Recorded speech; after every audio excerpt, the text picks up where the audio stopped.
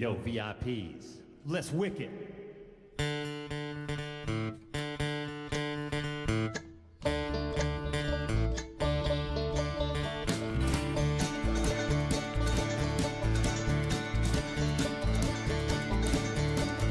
Alright, stop, collaborate and listen. Ice is back with a brand new invention. Something grabs a hold of me tightly, flow like a harpoon daily and nightly. Will it ever stop? Yo, don't know. Turn off the light. I glow to the extreme. I rock a mic like a vandal. Light up a stage and wax a trunk like a candle. Dance, bum rush, speaking that boom, killing your brain like a poisonous mushroom. Dead bed. When I play an old melody, anything less than the best is a felony. Love it or leave it. Better gain weight. Better hit bulls like the kid don't play. If there was a problem, yo, I'll solve it. Check out the hook while DJ revolves it. Ice, ice, baby. Vanilla ice, ice, baby. Vanilla ice, ice, baby. Vanilla ice, ice, baby. Well, now that the party is jumping with the bass kicked in and the Vegas are pumping, quick to the point, no faking, cooking MCs like a pound of bacon, burning them. I'm not quick and nimble. Go crazy when I hear a cymbal. A high top with a boost up gimbo on a roll. Time to go solo, rolling in my 5.0. Rack top down when my hair can blow.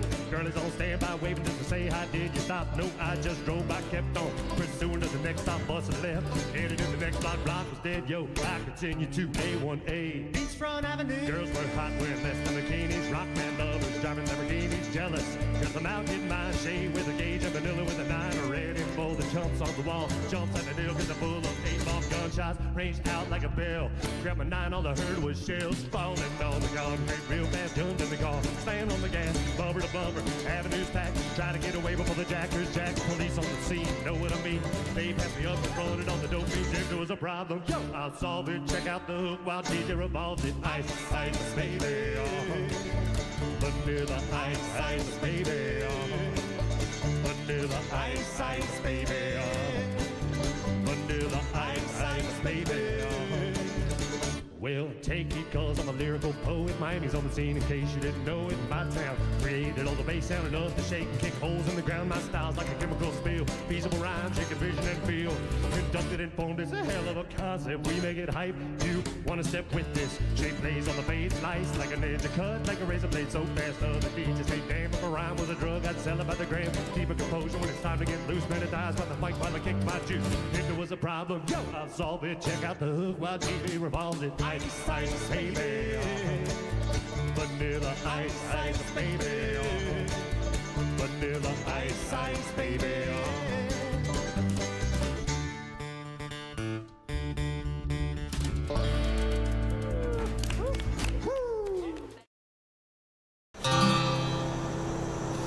In the morning when I leave my den, I'm moisturized with the tears of men. Stir my tea with a crucifix. I'm an ugly, nasty, call me in the evening when I'm on the rag. I just rip out a couple of American flags, take a nice hot bath in the blood of the rich. I'm an ugly, nasty, call me I try to think, but it hurts my brain, so I have an abortion or find champagne. I'm a Jezebel, I'm a wicked witch, I'm an ugly, nasty, call me Weekends when I want some fun, castrate a man, take away his gun, drive a classic car into a ditch. I'm an ugly, nasty, call me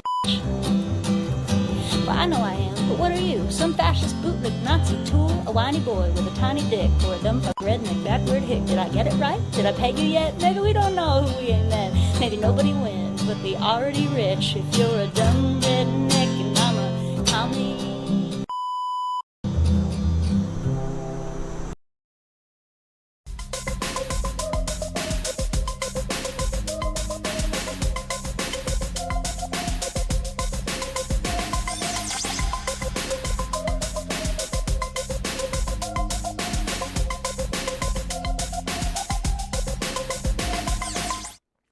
Good morning, my beauties and bees. Oh, my mic volume's way low. Hold on.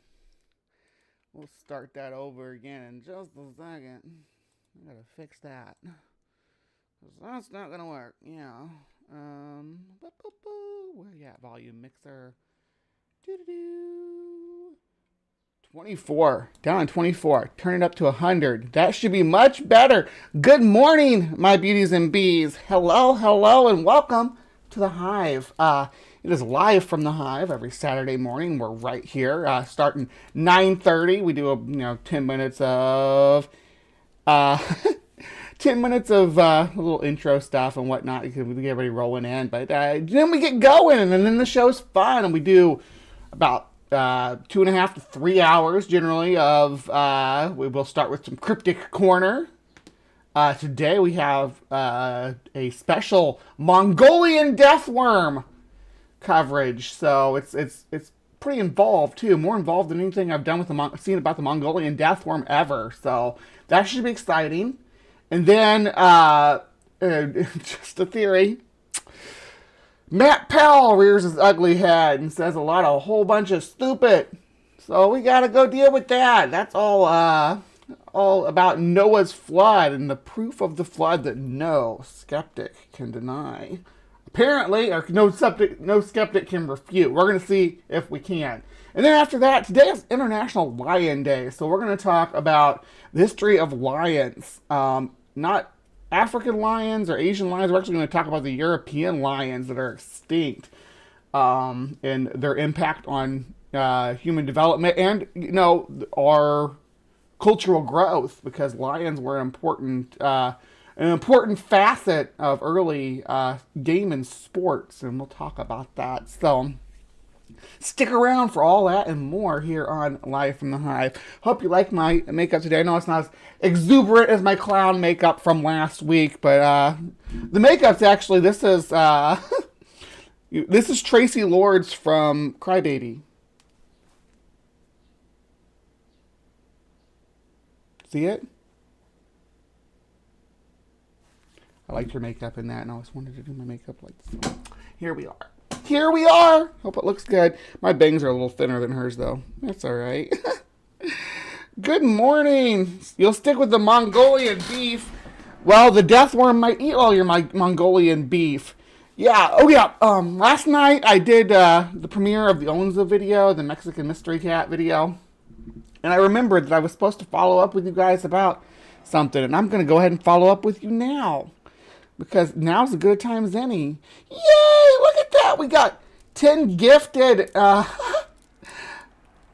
thank you. Who's your buddy? We got Dog got one. Rick got one. Mark got one. Morena got one. Nowayu got one. Hecklek, Hellbound Hillbilly, Emily Wood, Phylak Leon Kennedy, and Ian Chin Official. Woo! Tracy Lords, well, she was the actress in she was more big in the 90s. She was in Blade and, yeah, Crybaby.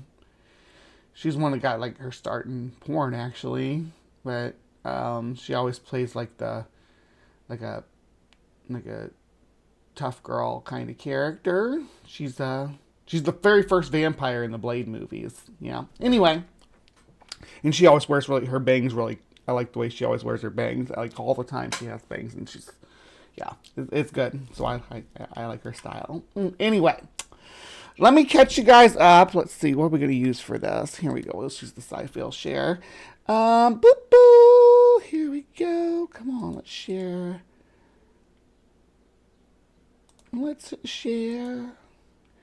Share good news about a little kitty. All right, so remember that kitten we saw? It's all grown up. Look at that. Look at that all grown up kitty.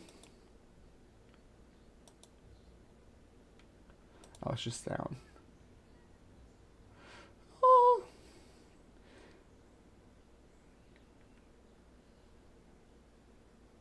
Oh. Albino Jaguarundi. Yeah. Sleepy kitty. Sleepy kitty. It seems that it has the same kind of problems that any kind of albino does. You notice how its eyes are always closed because their eyes are very light sensitive. But ocelots are mostly nocturnal. Oh, this is an ocelot. Not even a jaguarundi. Where's our baby jaguarundi? Was that mislabeled as a jaguarundi? I don't know.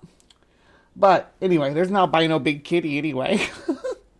I thought I'd found the one we were looking for because it's in this same region in Colombia, but guess not. I don't know what happened to our baby jaguarundi unless it grew up to be an ocelot and they're like, oh, we'll just switch it out. Because they were wrong about identifying the species when it was a baby. That's a possibility. Anyway, yeah. So, where was I? Oh my gosh, we got like 20 people in here already. Good morning. Let's say good morning to some people too, because hello everybody. Captive Desk and Native Atheist and Sumami and D and Spooky and let's see, Ember's here. Maya. Dave, yeah, Captive Desk Dave. We got those are our list of people that got in the channel memberships, but congratulations to all that, and thank you so much again. Who's your buddy? I really appreciate it. That was good stuff. I'm drinking bourbon. It's 9:43 a.m. here. Good grief, Native Atheist. Is there a reason? Are you maybe trying to quell a sore throat or something? I don't know. There's a few reasons why people might take a shot of bourbon throughout the day. There's a lot of folk remedies that involve a shot of bourbon. I feel really dumb about thinking that was a jaguarundi, huh? Oh, there, here it goes. At first thought to be a jaguarundi, yeah. The ocelot found as a kitten weighing 440 grams in the rural zoo of Amalfi, and it was at first thought to be a jaguarundi. So that's what it was. When we originally covered it, the original news article mislabeled the kitten as a jaguarundi when it was actually an ocelot. Well, that makes more sense. That makes more sense. You know what, though? It's time. It's time to go. It's time to go for Cryptic Corner. We don't have any more preamble or any time left. It's time to roll. So, Cryptic Corner, here we come. I'll see you guys over there.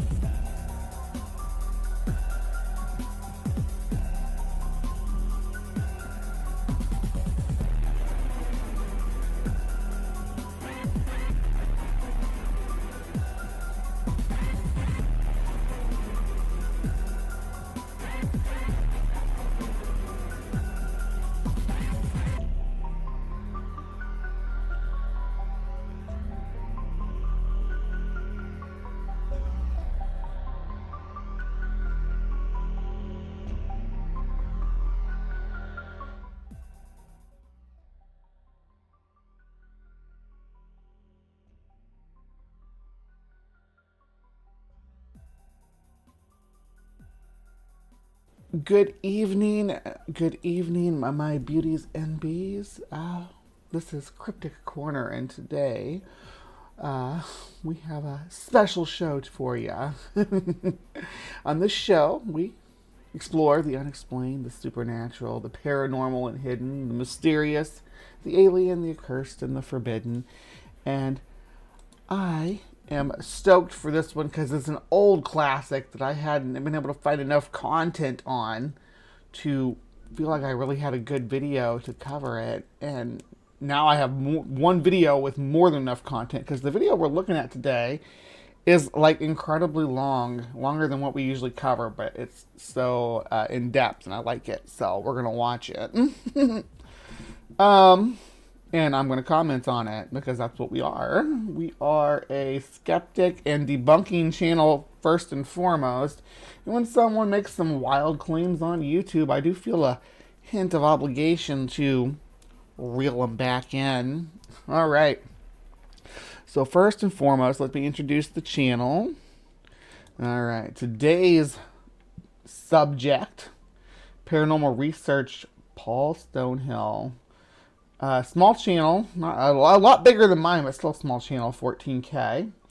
I will like the video because it did give me something to do. Another amazing video, Paul.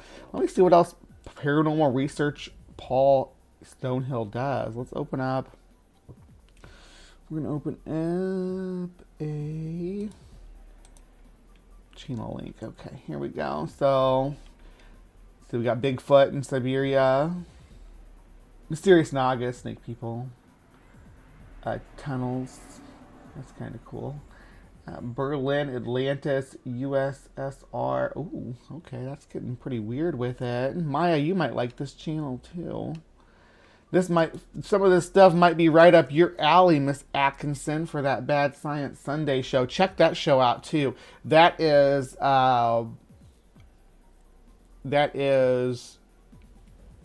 Sunday nights at it's 8:30 East or 8:30 Central to me. So what's that? 9:30 Eastern. But anyway, yeah, it's a later show, but it's fun. You have lots of fun. I'm terrible at transposing time. I always go backwards instead of forward. I'm a time traveler, I guess. Reign of the Wild Boar Radiation Chronicle. Oh my gosh. We might have to dig into that. That sounds like it could be a real hoot. Planet of Mystery.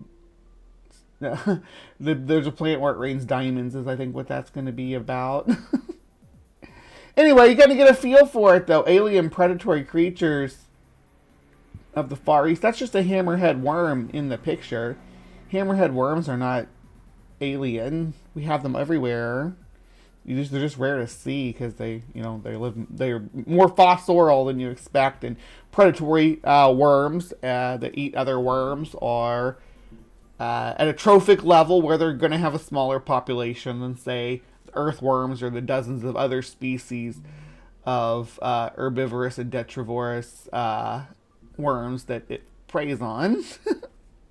But we're not here to just look through this guy's channel and see what's going on with the claims. We are actually going to be watching one of their videos, or at least part of one of their videos. I don't know how much we're going to get through. They seem to have an obsession with worms, though, which I am here for.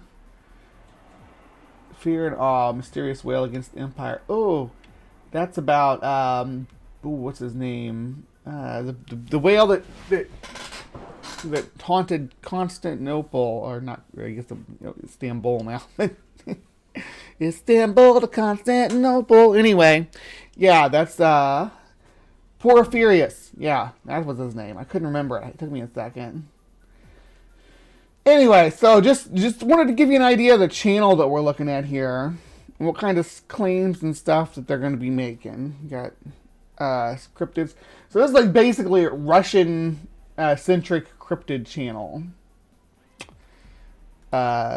Northern Asia cryptid channel, if anything, because we are talking about the Mongolian death worm. Let's hear what they have to say. Oh, hold on. Gotta fix the sound here. Property. There we go. All right. Caught that super early. 4 seconds in. Hello, YouTube. Today we'll talk about the Mongolian death worm. And we will start with the fragment from the story written by Native Atheist. Yes, that's part of the reason why I decided to to do some sandworms, because the Beetlejuice movie is coming out too. I love the sandworms scene. Very mysterious scientist and writer Ivan Yefremov. I already discussed him in my YouTube videos, and I urge you to look at the one that you will find a link to in the description. It was a mysterious person who was, when he died, the KGB suspected him to be an alien or associating with extraterrestrials or aliens, and the KGB, yeah. KGB not sending their best, I don't think. I mean, you're talking about the people who did Lysenkoism and all that nonsense, remember? They thought that they could keep the seeds in cold water and adjust them to cold temperatures. It was bizarre. They did a major search in his apartment, and the case that was opened in 1972 is still a top secret in Russia. Of course, there is no more Soviet Union. But here is how it starts. Let's get back to Mongolia, because Yefremov had a few. Hold on, I can't just before I leave Lysenkoism in the dust. I realize some people might not know what Lysenkoism is. Okay, Lysenkoism is a lot what a lot of creationists think that evolution is. It's basically the idea that the giraffe's neck gets longer because generations of striving for taller or for higher leaves, instead of what it actually is, which is selecting the taller the giraffe, the better chance it has to pass on its genes, and that's how it moves forward. And Lysenko, the cold water experiments on the crop seeds, right? His idea was that if he stored the seeds in cold water, that they would adapt and awaken genes that would allow them to survive in colder weather, and then they could plant fields in Siberia, right? That was the plan. But that's not how it works. You could do something like that. It would take a longer time than, I mean, if they started doing that experiment in the Soviet era, we wouldn't even be done with it yet. But to to put the seeds, right, into... I don't know how I got off on this tangent. I'm sorry. To put the seeds into the cold water or whatever, and then plant them, and whichever ones grow, only pass those genes on would actually be... It will be artificial selection is what it would be. If we could artificially select crops to do that, though, we'd be doing it. We'd be doing it already. In the Gobi Desert. And there's still many... Yeah, it's got that Gina Ortega in it. The girl from Wednesday. She's in Beetlejuice. Yeah, and there's a new Beetlejuice. I think that... I think Tim Burton's on board for it.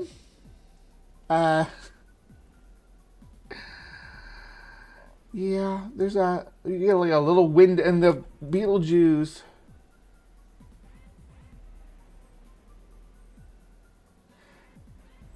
Well, so Lysenkoism is derivative of Lamarckianism. Yeah, spooky. Exactly. Yeah, Lamarckism, but Lamarck wasn't part of the Soviet program. That was Lysenko. Lamarck was a French naturalist, kind of a Darwin. He was like a little bit before and contemporary to Darwin, and his theory was in the example often cited for Lamarckianism is the draft thing.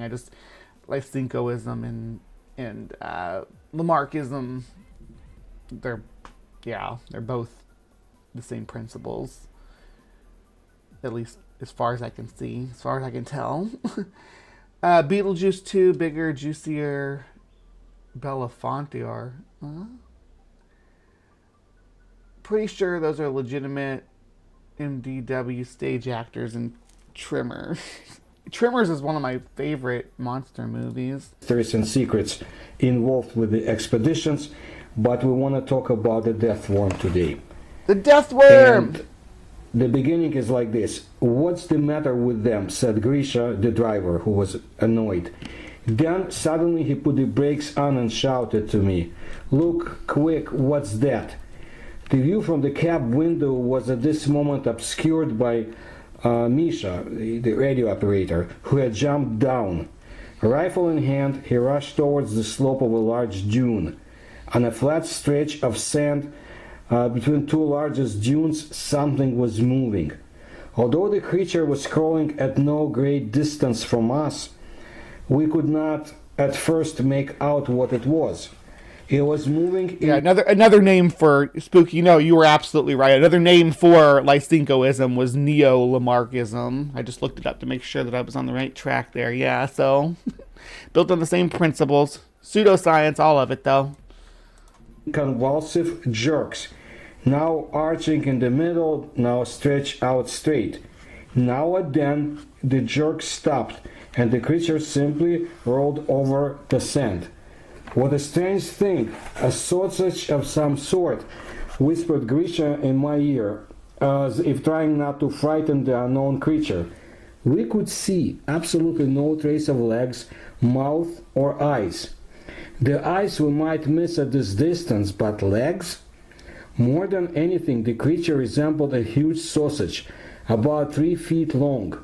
Both ends were perfectly blunt, and it was impossible to decide which was head and which was tail. All that we could see was a great thick worm wriggling over the mauve sand. A great thick worm wiggling over the sand. Man, the chat is hopping this morning. What when you say WD or MDW? What does that mean? Massive desert worm, maybe. Well, there's Dune. I mean, Beetlejuice. Dune's worms are huge. They're like city size. They're absolutely massive. They make Godzilla look small.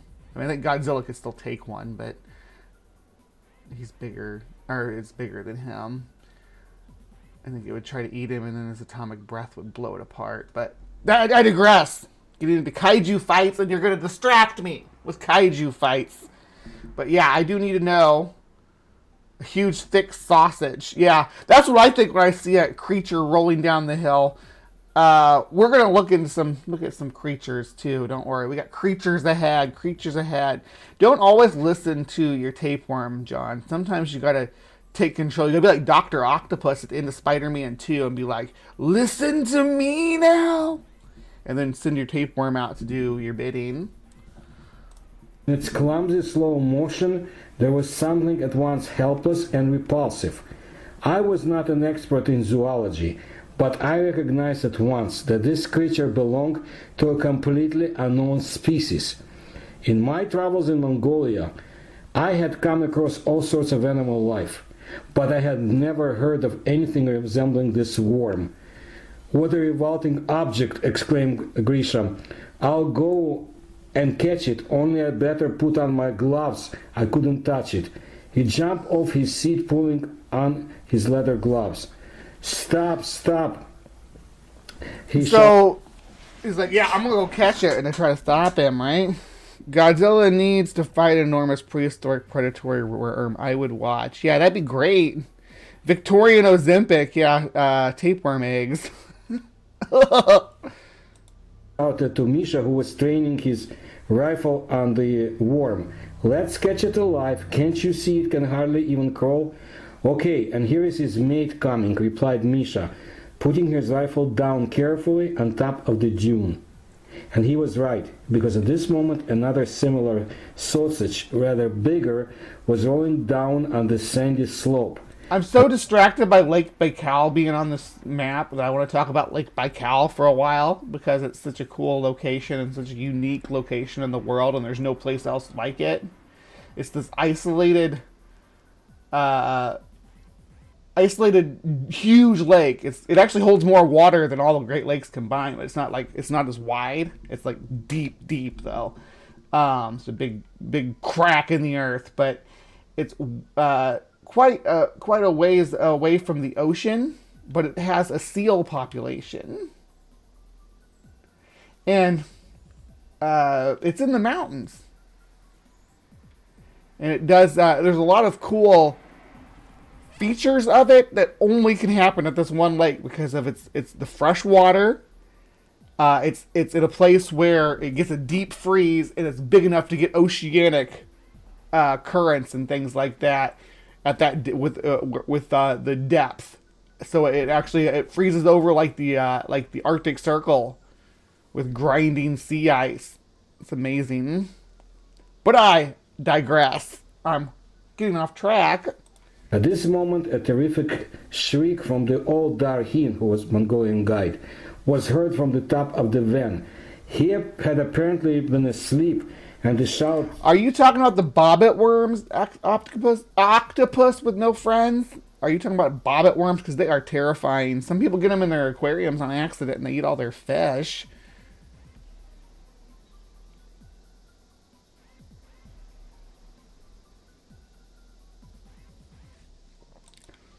Something, and the movements had woken... The last Godzilla vs. King Kong movie, spoilers, Godzilla X Kong, Kong gets has a tooth infection and gets a prosthetic tooth. So I mean, it happens in the verse. I don't think Godzilla doesn't lose teeth, but Kong sure does. Him up. The Mongol was shouting something like "Oi, oi." Grisha and Misha, in the meantime, had reached the top of the dune and were now rushing down it at full speed. What happened next took no more than 1 minute. I hastened to jump from the cab in an attempt to join... Really look at this picture, though. I want you guys to really look at it. Alright? Because... in the chase of these I got some ideas. Creatures.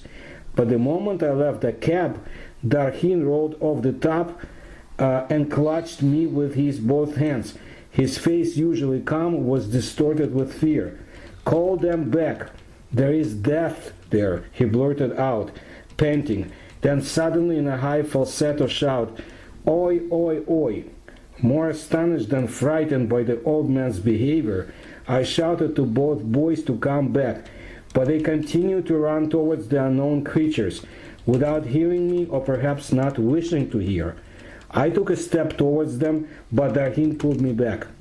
I tried to free myself from his clutching hands so as to watch these animals. My assistants were near them now, Misha in front and Grisha slightly behind. Suddenly both worms turned themselves into rings. Simultaneously their color changed and darkened. From the yellowish gray they became bluish mauve and bright blue at each end.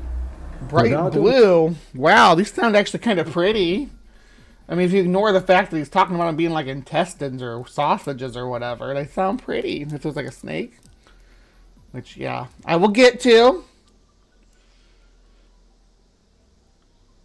Oh, yeah.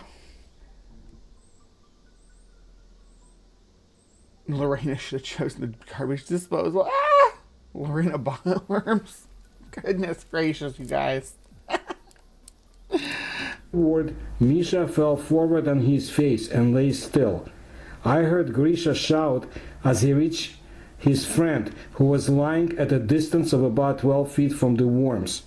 The next instant, Grisha, too, heeled over and fell on his side. His body turned over and rolled down the dune out of our sight. I freed myself from the guide and ran as fast as I could, but Darhin, with youthful vigor, grabbed my legs and we both rolled over in the soft sand. I struggled with the Mongol, who clung to me like a madman until, completely losing my temper, I pulled out my gun and pointed it at him. Only... Oh my god, like, go wrestle this animal or I'm gonna shoot you. What the hell? Dude's a little bit off his rocker, in my opinion. When the safety catch clicked off, did he let me go. On his knees, the old man stretched out his hands towards me. Hoarse screams were pouring out from his mouth. Death, death.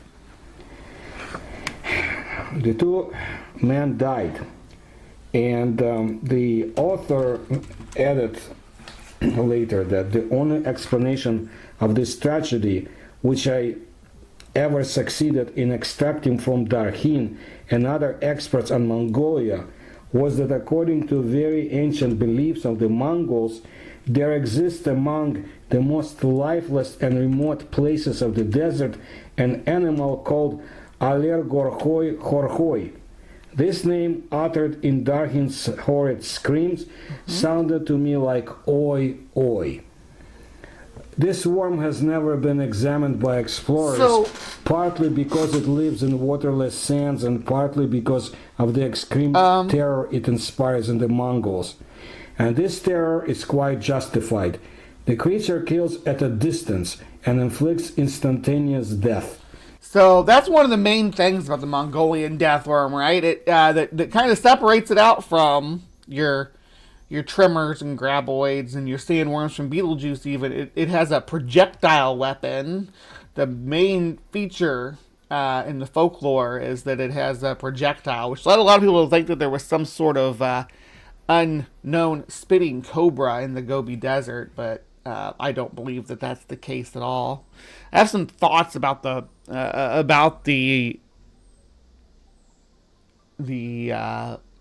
spray or whatever you want to call it, but he speculates on that a little bit here later on. It's pretty weird. What kind of force Alergorhoi Horhoi possesses, I cannot explain. It may be some exceptionally powerful electrical discharge or some poison given off by the creature.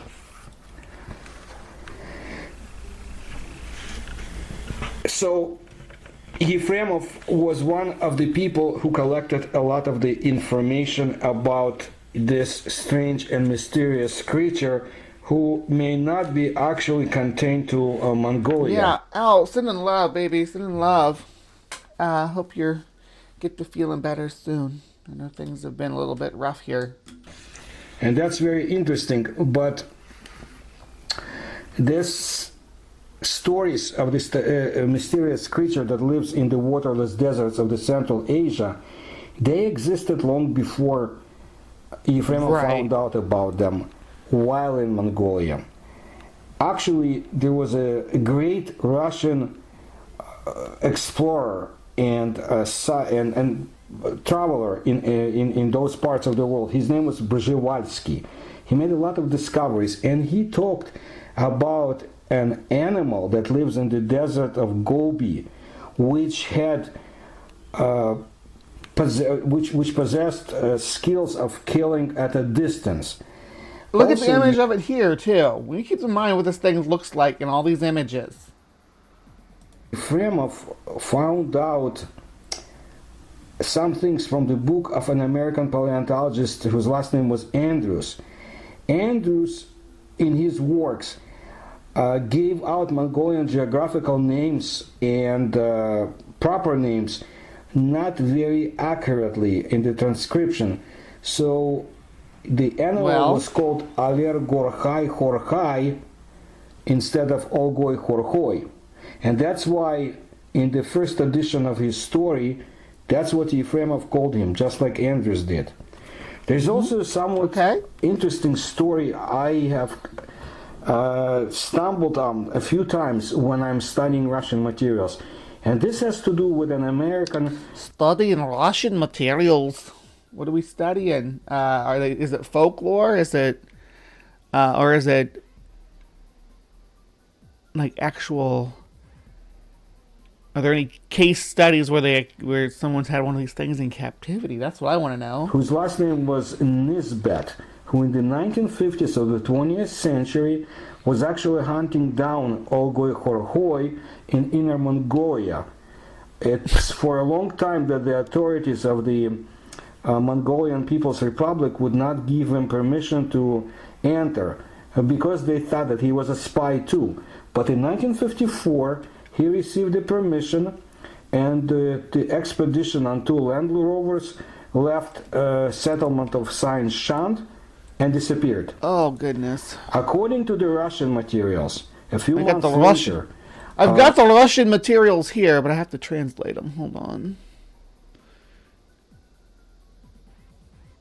Yeah. Here we go. I'm just going to let you guys look just real quick. So we're not just plowing through this video with no non-stop. It's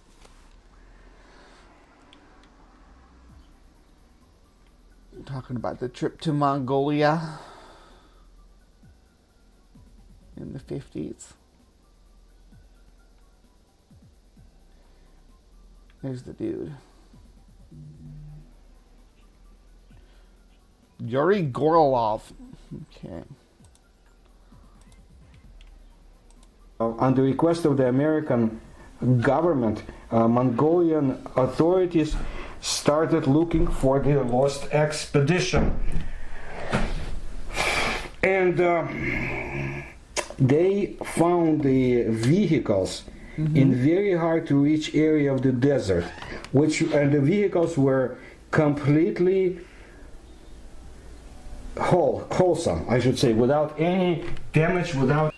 They were wholesome. No, they were whole. I think he meant to say whole. I don't think English is his first language. I'm not sure I should stop making fun of him for... He speaks better English than I speak Russian. The best Russian I can do is speak with fake Russian accent. So I know that he is doing very well.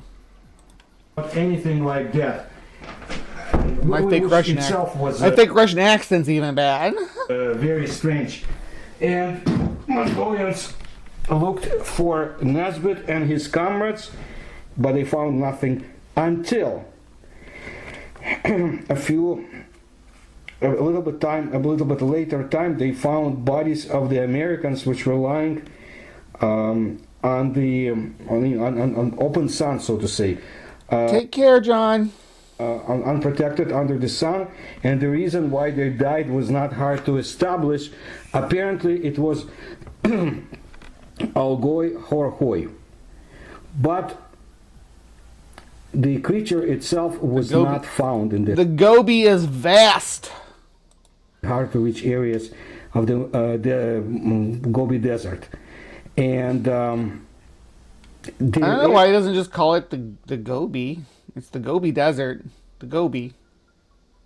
Areas have been researched quite well recently, but nothing was found. So this death worm is considered by some to be an animal which is extinct long ago, but whose existence carries on in the folklore.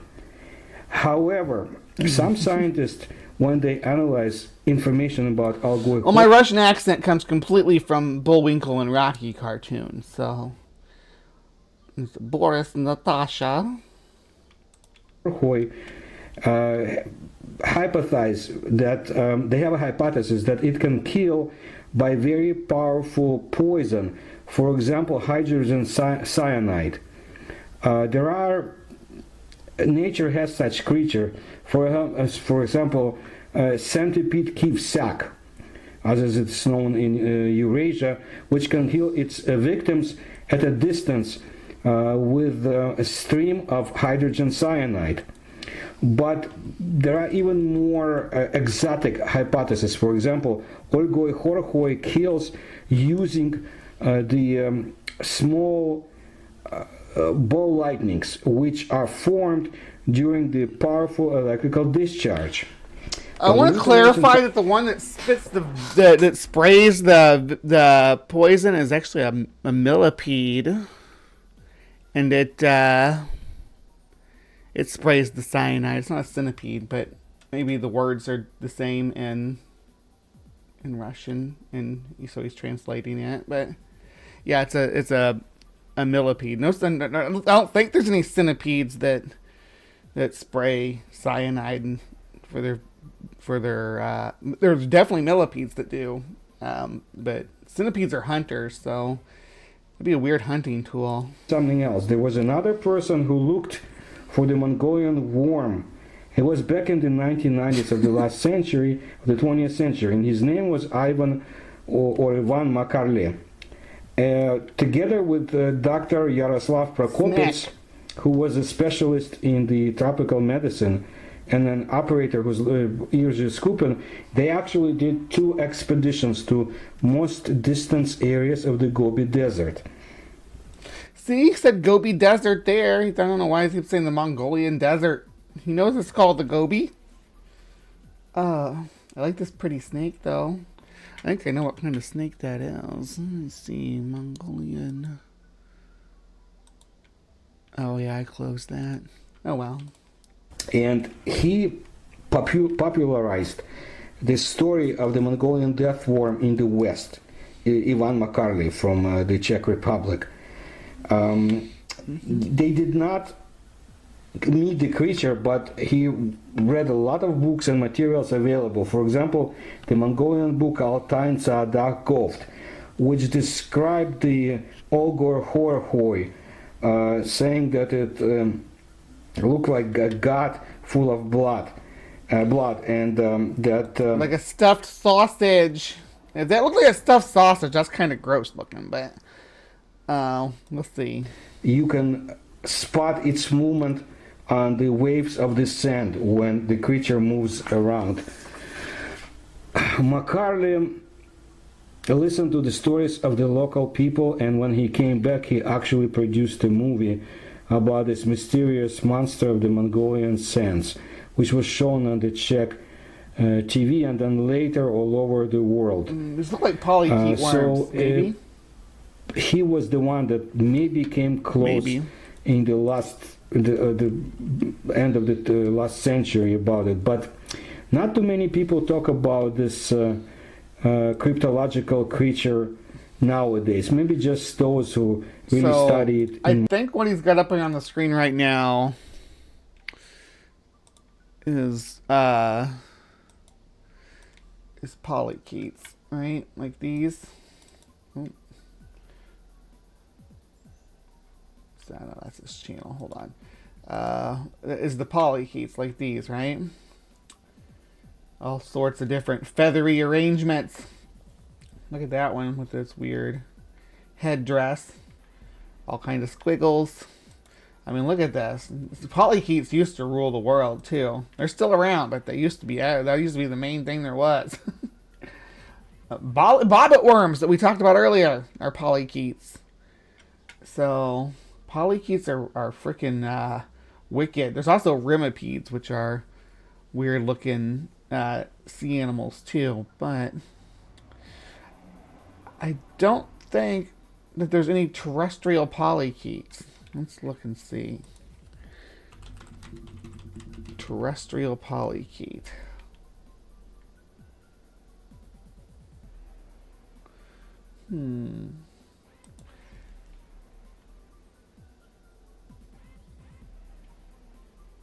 Let's see here. So I think they're mostly generally marine. Yeah.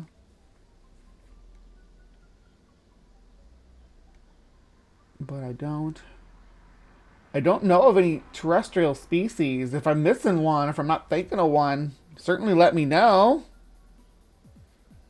Hey, Top Tester. We're talking about Mongolian death worms. You're just in time. We're only about halfway through the video. Mongolia, and one of them is known as Dongijin Tsevagmid. He thinks there are two different varieties of the worm. Again, he used popular stories and beliefs and folk tales, and he found out that there is another type of the worm, so-called ball worm. Now it's a yellow worm. So he talks, the scientist Tsevagmid published a book, and he talks about a guide who rides camels, who mentioned such Sharkhorhoi or ball worm in the mountains when he traveled. And he saw how... I want to boop this guy. I guess since we got this picture up on the screen, I better tell you what this is. We'll just go back to Wikipedia for it, because that's fine. That's fine. This is fine.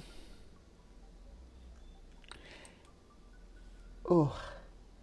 This is Eryx miliaris, the Mongolian dwarf sand boa, desert sand boa, or Tartar sand boa. A derp, if there ever was one. And we'll get further into that as we go. Here's the derp, though. From the ground, and now a lot of the yellow worms crawled out and came to him, advanced to him. So this guide was in horror, and he ran away, and he was able to save himself. So today, a number of the researchers of this phenomena, they think, they have a hypothesis that the legendary Olgoi Horhoi is a really existing creature, but just something that the science doesn't know about. Well, I think we do. Some of them think that it's actually a so-called Annelida worm, which can survive... So... Annelid, or Annelida, it means worm. It's a clade, right? Annelids. That's just worms, right? There's a lot of annelids out there, which maybe if it was a lot smaller, I don't know, in the desert. In the harsh conditions of the Mongolian deserts, and it developed a very unique protective skin. What's interesting is some of such worms, Annelida worms, can actually spray out poison as a means of self-defense. So all we know that Olgoi Horhoi is... There's beetles that spray venom or spray formic acid. Pretty potent formic acid in the desert too. You go poking your fingers in holes. Absolute zoological mystery, and we don't have an explanation. Some of the Soviet... Get an Anthea beetle that blast you with its formic acid, you're going to remember it. Scientists back in 1970s actually thought that what the Mongolian nomads had seen and called Olgoi Horhoi was a so-called Eastern anaconda, which exists from the south of Mongolia to the Caspian Sea, and it kind of resembles. He's using the word anaconda here in place of boa. They translate the same. So when he says eastern anaconda, he's not talking about like an anaconda from South America, because there's no such thing as an anaconda in Asia. But a boa, an anaconda is actually a kind of boa. And the words can be used like somewhat interchangeably in different languages. But this anaconda doesn't use electrical discharges. There are many versions that electrical discharges. We what? can ascribe to this creature. We just don't know what it is. There's no terrestrial animal that does electric discharges that I'm aware of at all. A lot of aquatic animals, because the nature of the environment is conductive, pun intended, to having electrical shock powers to stun prey or predator alike. There's no that doesn't work in a terrestrial environment where you're not going to get shocked standing 2 feet from something releasing an electric discharge of, you might feel some heat coming off of it. Even there is one I want to finish that about Mongolian worm, that it's actually a biped reptilia which survived, but it doesn't have its paws anymore. But now we have to leave Mongolia and a biped reptilia that doesn't have its paws anymore. Can someone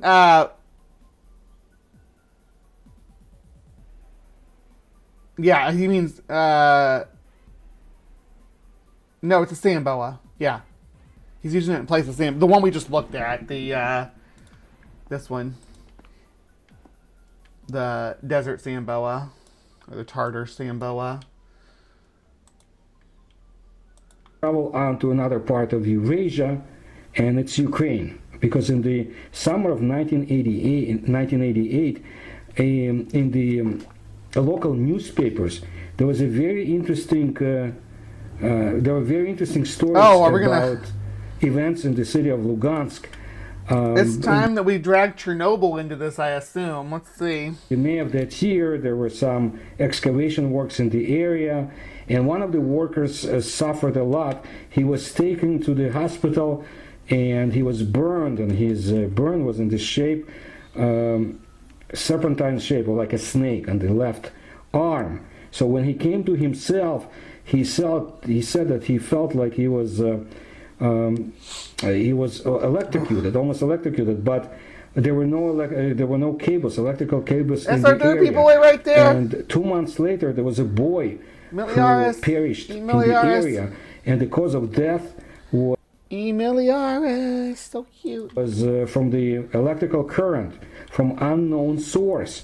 There were a few more cases in '89 and 1990, and all of these cases had to do with earthworks, excavation works, or by being close to so-called freshly dug out soil, which was brought from another. Where there might be exposed wires, where someone's chopped with a shovel or digging tool. You don't say. Is that where people get a lot of electrical shocks? I don't talk about it a lot, but like when I was going to school and stuff, I was working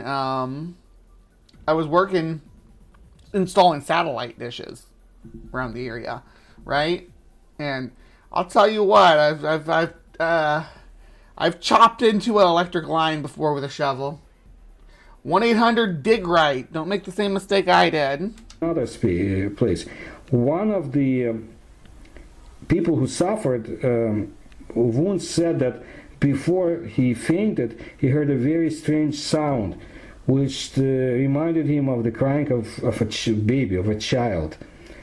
And in the winter, not far from the area where they were laying so-called heat conveying pipeline scheme, in an area of Lugansk, they captured a very strange creature. I don't know what the number to call in Soviet Russia, but yeah, you need to call before you dig. The guy will come out and put the orange lines down, or yellow lines, or white lines, depending on what kind of lines he's detecting. Mark all the gas mains, water lines, everything. I don't know what you call in Russia, though, sorry. And I don't know what you call in the UK either. Which emitted same sounds, very similar sounds, when they got their hands on it, whoever was in the area. But lucky for the people who were digging out the ground in the area, they had thick mittens or gloves, and they didn't suffer. The one person actually was able to grab the strange creature and look at it and put it in the plastic bag and took it to show it to the neighbor, and then they took it to a biological laboratory. So, And then what now happened? This creature, unknown to the science, was in a special metal cage or box in the laboratory behind very armored glass. It Armored glass, you say? Okay, I'm with you so far. In Soviet Russia, dig right call you. Let's see. In Mother Russia, you cry for baby. looked like a violet-colored worm. It was about half a meter inside. And the head of the laboratory, who was a scientist, biological scientist, and his last name was Kurikov, he claimed that this was an unknown mutant. But it had a very distinctive, it looked very distinctly like this mysterious Olgoi Horhoi. I am getting these stories from the former Soviet Union, and I always want to find confirmation. Do we trust the former Soviet Union, guys? Do you trust a totalitarian system where reality conforms to the state? I'm not a tanky. Just so you know. Times I can't. So I will tell you another one I heard. It has to do with Chernobyl. But until I find... You can't even... The Gobi Desert is literally on the other side of Asia from Chernobyl, right? The other side of Asia. Somehow they're going to link Chernobyl into it, even though Mongolian death worms, at least as far as I can tell, reports date back to the 1930s. Complete confirmation, so to say, if I can, I don't know if the story is true, but it's very detailed. It happened in a small village not far from the Chernobyl nuclear power station, and it had to do with very unusual things that took place in the area. People would find out boots that were torn to pieces. Or obviously, they put this thing behind bulletproof glass, Ember, because they thought it was going to whip out a Glock and open fire in the laboratory. This one Russian had a bear riding in a car with him. I always see this video of these hot Russian guys working out with a bear in the background, like playing and doing stuff. It's kind of cute. They would find out, for example, laundry that was left to dry outside. It was cut in small fragments, pieces. Sometimes in the morning, housewives would find strange blood-emitting wounds on body of pets. Also, in the area of where vegetables grow, in those areas, they found strange traces. It was not even traces, but something unusual, as if something was pulled through the vegetable patches, and nobody paid attention initially. But then one woman found a dead cat with open wound on the side. Nobody knew what was the cause of such phenomena. The only A dead cat? Oh my! I mean, yeah. Finding a dead cat in where there's humans is pretty probable, and people will kill cats, and other animals will kill cats, but yeah, I wouldn't say finding a cat that died of wounds is especially indicative of a cryptid monster.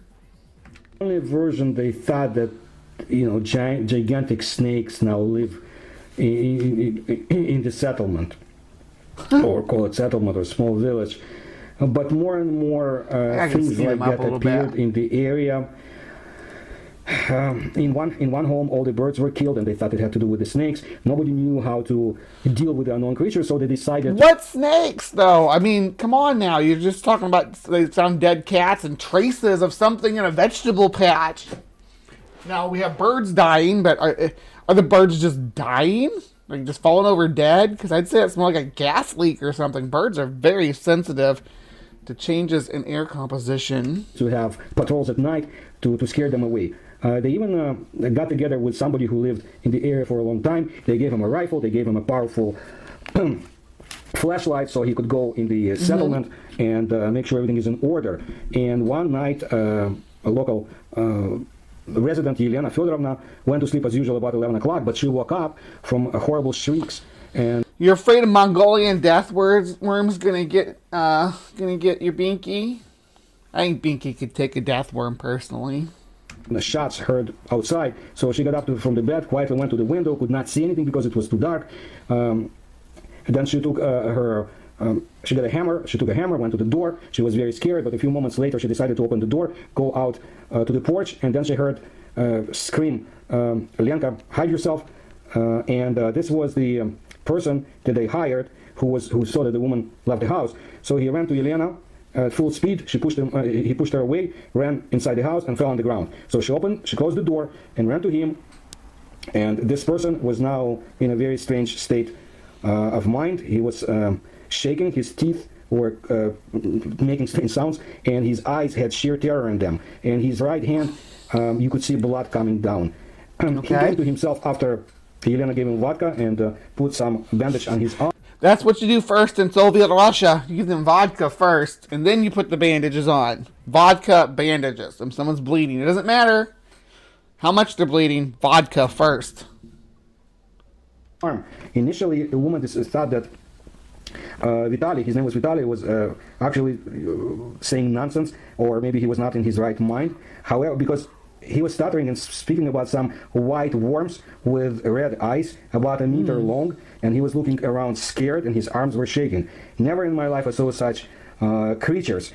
Excuse me, Yelena, I'm going to have to spend the night here. I'm not going to go outside, said Vitaly. So she let him sleep. Sounds like maybe he was trying to get in good with Ilana. It's like, hey, yeah, there's scary worms out there. We'll have to hide out here tonight, just the two of us. Sleep in the kitchen, and in the morning he told her stories that really brought terror to her. It all began when Vitaly heard some strange rustling noise in the bushes, so he came close. He pushed the branches away, and he put his flashlight to see what was going on. He saw some strange white... I have a hard time believing. I used to be a believer. I used to like... I used to like Bigfoot was real. I don't know that I ever believed in the Loch Ness Monster, though. I did believe in a giant worm, but it lived in the... I believe there was a giant worm that lived in the Amazon. But there is a giant worm that lives in the Amazon, so I think I'm kind of justified. There's giant earthworms that are like big around as a... I don't know, it's just big around as this bottle. And like several feet or a couple meters long. So there's big worms. Creatures moving about. And they immediately turned towards the source of the light and stopped. He felt that he could not move from the terror that he experienced because he has not seen anything more disgusting. This was like a ball of intertwined white giant worms which were covered with slime. The eyes of these disgusting creatures actually were shining and they emitted red light. Their reaction was much quicker than human reaction. Vitaly did not even have a chance to come to his senses when one of the worms, like a spring, shot to his flew into his direction and bit him in the arm. So Vitaly started shaking his arm crazily, but other creatures at this time were biting at his legs. He started hitting with the butt of his rifle, the creature that was eating his arm, and he also shot at this shapeless ball of worms at his legs. Finally, he ran away, trying to pull away the giant worm which was eating his arm. Finally, he was succeeded, and the creature flew away together with a piece of the flesh from the arm of Vitaly. So we know what happened later than that. After that, all right. This Vitaly story is important. This is going to matter in just a second as we watch something else. His arm was full of pus and was covered with blue stains. His temperature would rise up to 40 degrees sometimes. He was saying strange things at night. When he was sleeping, he was not in his mind. Finally, his arm, the veins started exploding. But it's not only the blood that came out, but some strange brown liquid. So the scientists became interested. And initially, specialists or experts would not, they thought about this information as some nonsense that somebody was spreading around. That's normal because they received information from different parts of the planet about creatures, strange creatures here and there, which wasn't true. At this point, according to the materials I have, there is only one hypothesis as to what happened, and it is that this village not far from Chernobyl, normal worms migrated during the Chernobyl explosion. They were right in the area, and radioactive Chernobyl worms. Certain mutations took place in their organism. However, why would the worms appear now after so many years after the explosion? Maybe it had to do with the climate change. Nobody knows. This is one of the excuses that Chernobyl plus climate change. There could have been some temperature changes that actually forced the worms or something else to come out. Chernobyl plus climate change equals giant mutant worms. No way. From the ground, from under the ground. What's interesting is that such worms appear only at night. Maybe they're afraid of the light. That's according to other researchers. Some think they have some level of intelligence and understand that worms can be easily detected during the light of day and as a result be destroyed. So such monsters never appear just by themselves. They attack in packs, if that's what you call them, or maybe call them schools, I don't know. Interesting that's a group of worms. What is a group of worms called? Maybe a swarm? I think it'd be a swarm of worms, probably. How they attacked Vitaly in that village. Horde of worms? If I find out more, I will tell you. It's very easy to blame Chernobyl for such incidents, but if the worms do exist, we need to pay attention. And in the future, I will tell you more about Chernobyl and, of course, other interesting... Yeah, we did Chernobyl just a little bit ago. Anyway, we're done there. What I wanted to talk about was this guy some more, but instead of just talking about it, we're going to watch him. So, this is Eryx miliaris, known as the dwarf sand boa, desert sand boa, or Tartar sand boa. And remember, Tartaria. Coincidence? Huh? And look at its weird tail. It's got a pokey bit on the end of its sneaky little tail that it'll try to poke you with if you mess with it. The body is strong and round. The tail is very short and thick. Almost make it look like a sausage, wouldn't you think? The front part of the body is soft, while the back part is rough and raised. Like the Indian sand boa, this snake also rounds its body when threatened. So it puffs up to be a sausage shape when it's threatened. Just keep up, guys, because this will be on the test. It does not try to bite humans, okay? The snake is a mixture of brown, red, black, which turns white on both sides. Its diet includes small birds, desert lizards, and other small animals. The Tartar sand boa is one of the largest members of the genus Eryx. Adult females can reach 4 feet in length, so it's just a little under 1.5 meters. Like most other sand boas, males are considerably shorter, rarely reaching 30 inches or 75 centimeters. According to some scientists, the Tartar sand boa is viviparous, which means that the female gives birth to about 7 to 10 live young, while others believe the species lays eggs like other oviparous snakes. Did it show its derpy eyes? Look how its derpy eyes are. Look, its eyes are derpy on top of its head. It's so adorable. I love it. You're so derpy. Look at your derpy little face. It's too busy reading to pay attention, but... Derp snake. Derp, derp. Boop. Boop. Ah, he's gone. Yeah, I think we can put this to rest, though, about the live birth. And remember the story about the guy finding the wiggling, worming pile in the desert. How long is this? Yeah, we're definitely going to fast forward this twice as fast. There you go. So, they give live birth is what we're seeing here. No eggs involved. Just now, say our young rifleman was wandering around the village on his security post with his rifle, and he stumbled upon this happening, maybe even halfway out of the sand at night. They're covered in slime. He did say they were covered in slime.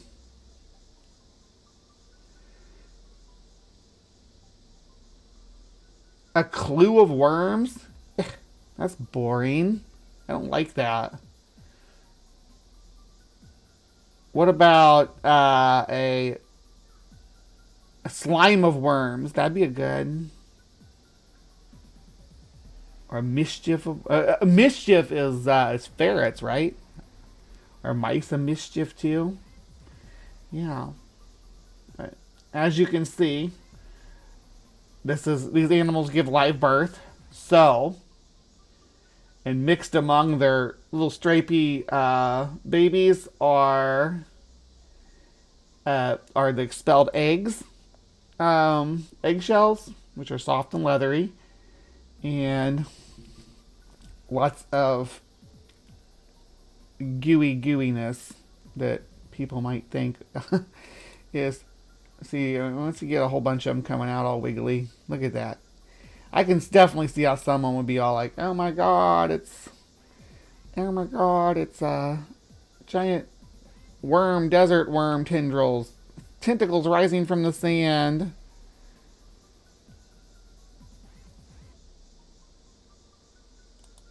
And she's got lots of babies squirming around.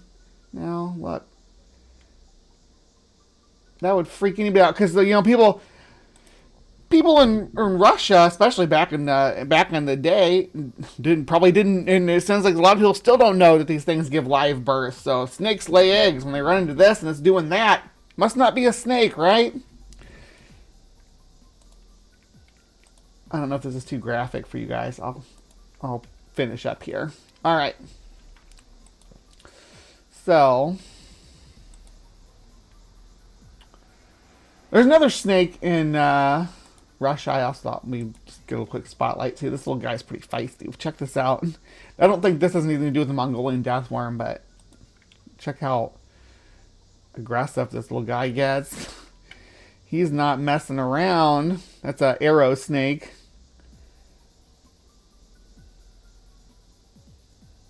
He's like, "I'm gonna kick your ass." Oh, another guy. "Oh, you want some too?" He's feisty. He's like, "I'm not messing around at all." I guess they were picking him up and messing with him. It's probably why he got all worked up. But he's like, "I'll bite you." Look at him. He's feisty. So feisty. So just, here's the thing about snakes too, is just leave them alone. They're just trying to do, they're trying to do snake stuff. Let them do their snake stuff. They don't want to do anything. They don't want anything to do with you. They just want to do their snake stuff. But what do you all think about the Mongolian deathworm? Do we think it's a real cryptid worm creature, an unknown worm creature, or Is it a sand boa? Is it another known species of snake or worm or annelid, or mole lizard or something along those lines? Let me know in the comments down below because I want your opinions on all this. Thank you for sticking with me through this Russian experiment that we did today. So, yeah, that's going to be it for Cryptic Corner. Please remember to be kind, take care, and we'll see you next time.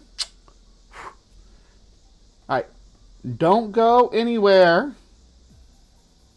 Yeah, that's what he's like. I'm literally just trying to do snake stuff. Leave me alone. Don't go anywhere, guys, because, I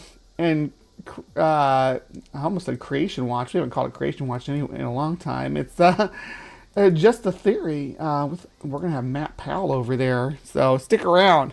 I'm going to take an intermission. I think this one will be long enough for me to go potty, so you can go potty, too. Don't leave, though. Don't go anywhere, because we have Matt Powell coming up here, so if y'all want to see me dunk on some fresh Matt Powell nonsense, stick around.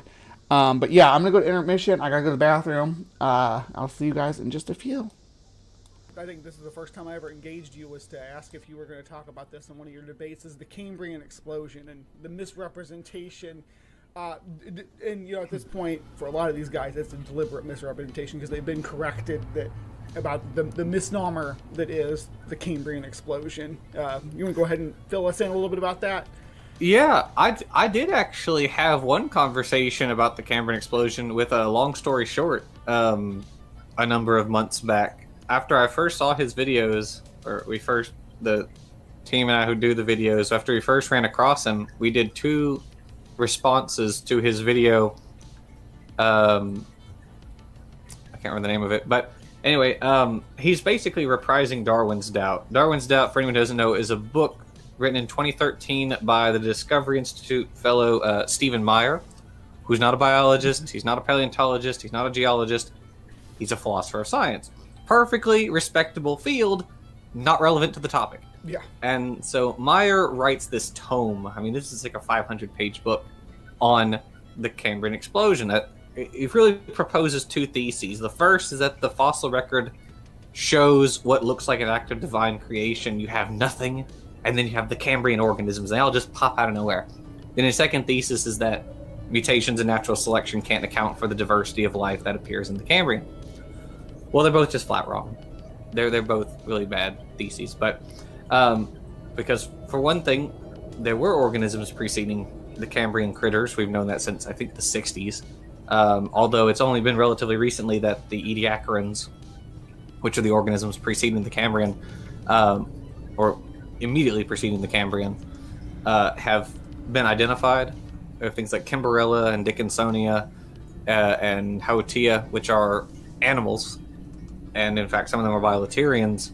And so we have, and actually just earlier this year, I believe, or late last year, was another fossil identified from Australia called Icaria wariutia, which is this little unsegmented, almost worm-like animal, which is a bilaterian, and it matches the features that were predicted based on the tracks Helminthoid dicnites. And so the researchers predicted what this thing should have looked like based on these tracks, and there we have it. Yeah. We have the body fossils now. That's how science should work, exactly. Finding trackways, making predictions based on those, and then following through with that. And the misrepresentation that you see a lot with the Cambrian explosion is that they characterize it as an explosion, and we're talking about a 20 million year period. That's Yep. That's not it's not a quick event, and you're talking about mostly single-celled organisms at the time that reproduce very, very quickly. Yeah, mostly single-cell. I know that there were multicellular organisms as well at the time, but that reproduce quickly. There's plenty of time for diversification and speciation in that window. Yeah, you're right. It is a 20-25 million year time frame, and it's framed as they came out of nowhere. They just instantly appear in the fossil record. But there's actually there is a lead up to the Cambrian, and the better picture that we constantly get, because researchers are constantly digging up fossils and doing stratigraphic analyses. Well, this is getting better all the time, and so our picture of the Cambrian is increasingly getting better. Well, we're seeing a series of steps leading up to the Cambrian explosion proper. You've got your soft-bodied bilaterians, then you have small, shelly critters, things hyoliths and halkyarids, and a lot of these are stem groups. So they're the sort of the predecessors of the crown groups, and these are appearing in the early Cambrian. And then you have the crown groups appearing in the later Cambrian, and they surpass and take over and replace most of the stem lineages. And that looks pretty evolutionary to me.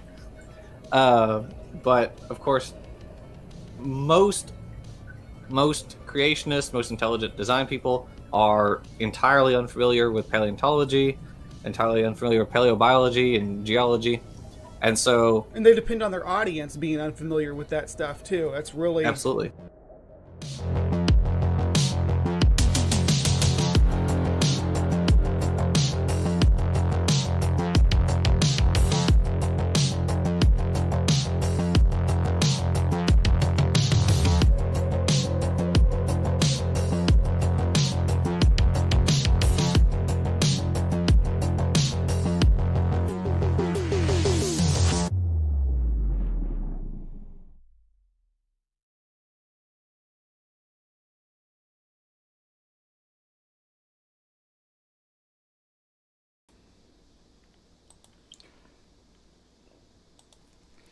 Hello again, my beauties and bees. Welcome back to Just a Theory. Today's kind of a special day for me because we're coming around to the day I came out publicly, right? Like I came out. It'll be between this week and last week, or in the next show. But when I came out, I got so much support from the community, right? So much support from everybody. It's been 2 years now.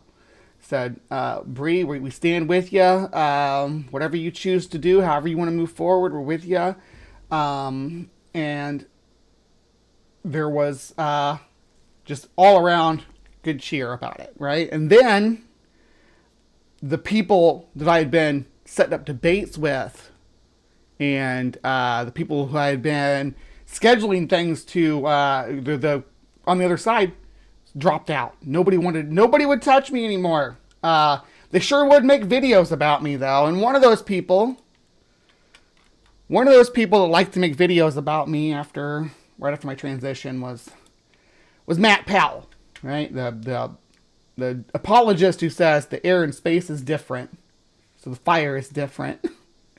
This brilliant young man who thinks the Earth is 6,000 years old, thinks the universe is 6,000 years old, used to do videos about little old me. See? There I am with Knock and AJ. Now, my transition was public. You know, I'm not like ashamed of who I used to be or what I used to look like before I transitioned. You know, I was me and then, and I'm me now. I just wore a costume back then. But Matt thinks it's truly the creepiest thing you'll ever see, Miss Bumblebee is. I'm creepy. There's 1 year ago, so these are going back 3 years from now. And have me. This audience. That's there's me before. Matt definitely putting out there. Same person, just 1 year later. Happy to be back on the perspective again. This is my second time since our hiatus, and I'm just loving being back taking these calls. There's me and my little. I talk to people about ugly duckling phase. This is it. Look at that. Look at the eyebrow. Oh my god, the freaking lipstick's bad. There's no contouring at all. But I'll probably look back at myself right now on the makeup I'm doing and be like, in a couple years, so we'll see. Anyway, so that's the history. I'm not going to watch. Why would you trust your favorite cartoon YouTuber, your Marvel comic YouTuber, that is living in a fantasy that can't even figure out what gender they are? Why would you trust anything they say? Is it rational to trust somebody who starts out as a man and then transitions and said he is a woman when he's still a man? Why would you trust somebody? I look adorable there, though. I mean, I'm still, like I said, I'm like the egg, but like just out of the egg. But I look cute, like I'm figuring things out. Unstable to tell you stability and to tell you fact and truth. The truth is that they're. And this one, the funny part is, he thinks my name was David. I don't know why. David. Whatever. Whatever, my dude. You're getting past that, Ember.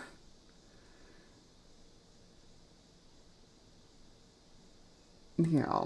Anyway, this isn't the video I plan to watch, though. This is from 2 years ago. I just wanted to show you guys the history we have, and when, and he thinks that Surus is a woman too, or is trans, because there's other people. But yeah, he's really into me. But anyway, he did this video. No skeptic can refute this evidence for Noah's flood. And I like to just respond to this if I could, because it's ridiculous. So I hope you're here for it, because this is going to be a long one. It's 22 minutes of freaking Matt Powell. I do have the temptation to call him Cupcake, but I've kind of moved past that point in my life where I need to call him Cupcake or anything like that. This is Matt Powell. It's fine. He wants to call me names. That's okay. I'm just going to call him what his name is. Right? Is the flood of Noah. One of the most verifiable events in all of history is the flood of Noah. Many people. So we start off with a false claim that is easily disproven. There's no evidence for a flood of Noah because there wasn't a flood of Noah. Continuing on. Believe that it's a myth, that Noah was a mythical man that never existed. Well, in this seminar, I'm going to give you a very strong defense of Noah's Ark. This is the case for Noah's flood. In the center of the United States, we find hundreds and hundreds of dinosaur graveyards. Each one of these dots that you can see represents a graveyard that contains sometimes hundreds of thousands of fossils. How did a wave from the oceanic coast, dinosaur graveyards, hundreds of miles away, make it all the way to the center of the United States to be able to bury? He's talking about fossil beds and formations. I think I saw the Morrison Formation, and yeah, there's hundreds of thousands of dinosaurs with fish, sea life, and crustaceans all together in one event.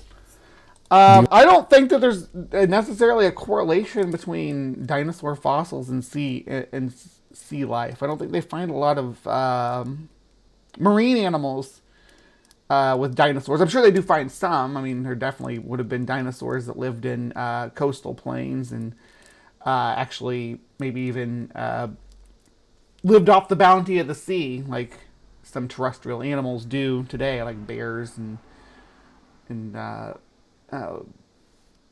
sea lions and things like that. You know, there's things that move between, sure, animals that move between environments. The only explanation for that is the flood of Noah. Now, if you examine the dinosaur fossils that are found in these graveyards, you'll often find that they died in an asphyxiated position, meaning that they had suffocated to death, and they had to be... No, that position is just the theropod death pose. Chickens do that now.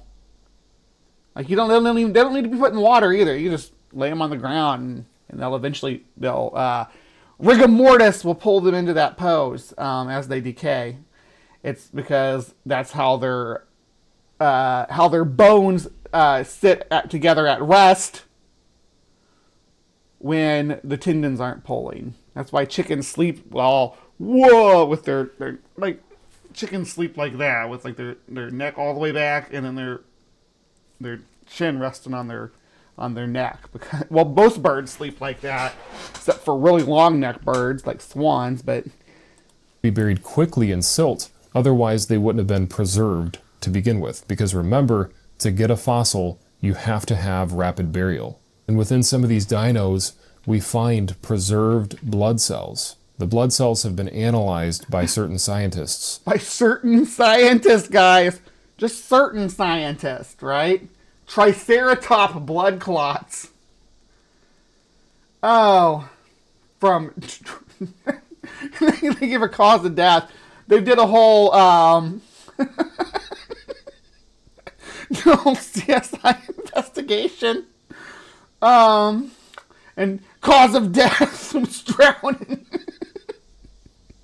I mean, I'm not saying that there were definitely triceratops that drowned. There were dinosaurs that drowned for sure. Probably lots of them. Probably a lot of the ones that are in the fossil record died from drowning. But to say that you can look at, oh my goodness. And they found that the dinosaurs died from drowning. We also find collagen. Collagen has a half-life of 400 years. Remember, it's the soft material that's within the bones of these organisms. Check this out. It says scientists find collagen inside a 195-million-year-old bone. It says scientists are still trying to figure out how these protein fragments really managed to last so long in the first place. And one of the common things that we find in dinosaurs... So this is the regular dinosaur soft tissue arguments where they're like, oh, but it was pliable. And yeah, once it was chemically treated and restored with... and the pliability was artificially restored to the molecules, then sure. But before that, it was a fossil. The blood was a fossil. So blood is red because it's rich in iron, right?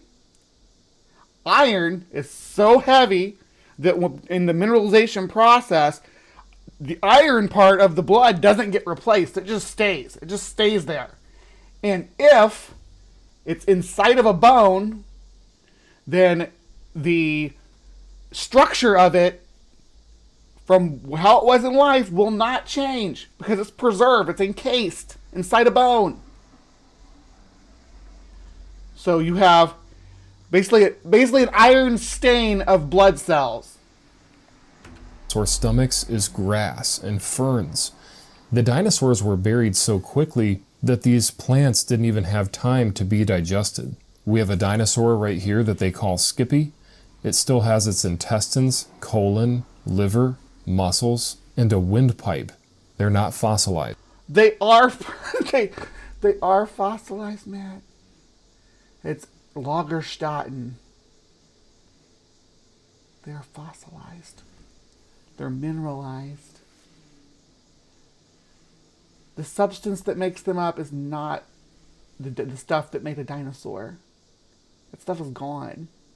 What's in their place is minerals. Minerals that replace those bones as they eroded away and decayed. Except for things like iron.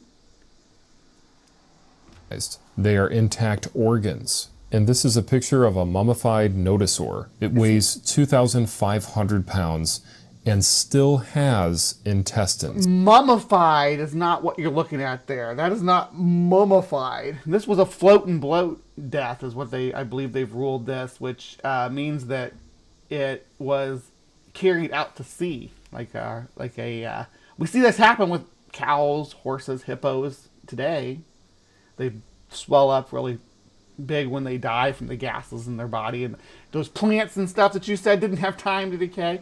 So yeah, definitely it could be a great example of something that died and got fossilized in water. Sure, but what is the existence of fossils that were made by floods, even by rivers, by being flushed out to sea, do not in any way indicate a large flood event. I'm sorry.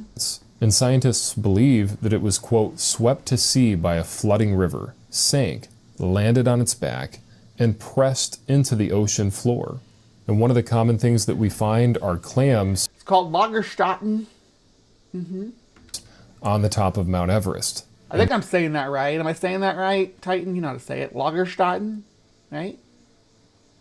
They're in the closed position. Naturally, when a clam dies, it will open up. The muscle relaxes, and a scavenger comes and eats them. And so when you're at the beach, I'm gonna let you finish, but I'm gonna do my Kanye impression right there.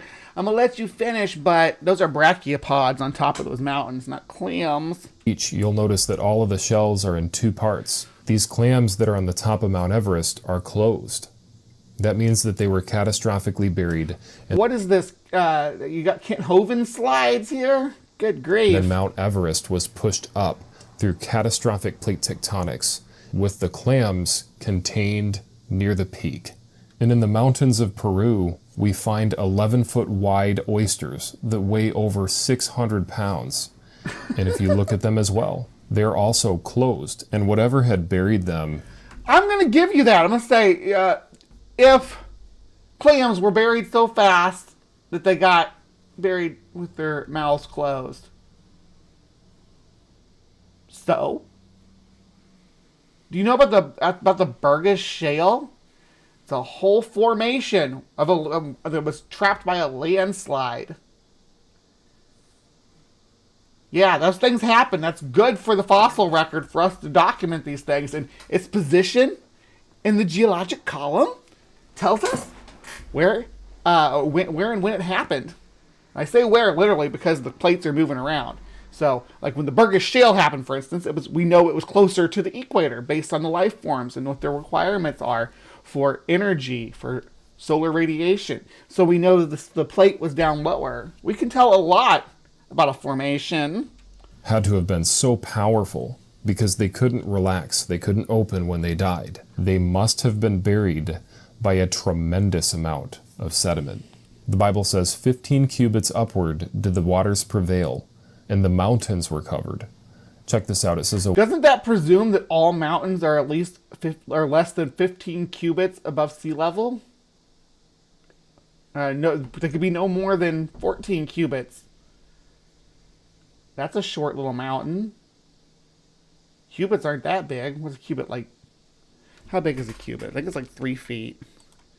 How big is a cubit? Like a meter. How big is a cubit? Cubit is 45.72 centimeters. So, let's see.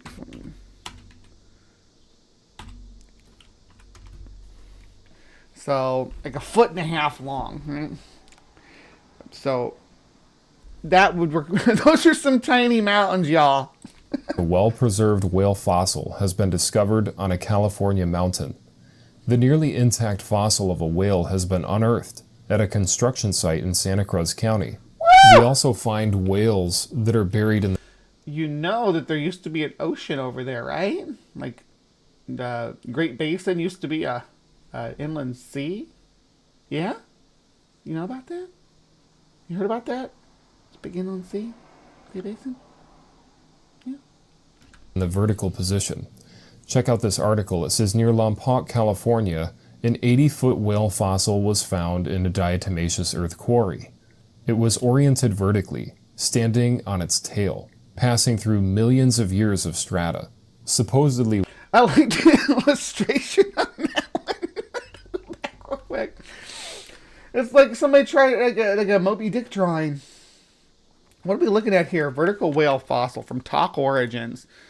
Let's crack this nut open. Vertical whale fossil. Yeah, you don't see it anywhere. And I just want to... let me bring this over so you guys can see. Because you don't see anything on it anywhere else. That's Talk Origin, Institute for Creation, Talk Origin, Creation Wiki. This doesn't have anything to do with that. That's talking about the vertical, vertically through the skull and the interior. Yeah, that's not this nonsense. Creation.com. And that's nothing to do with this either. Antievolution.org.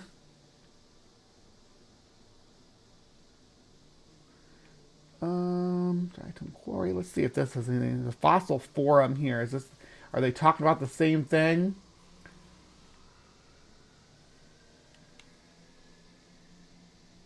And paper Snelling states the baleen whale fossil found in Lompoc is 10 to 12 million years old, not 50 million years old.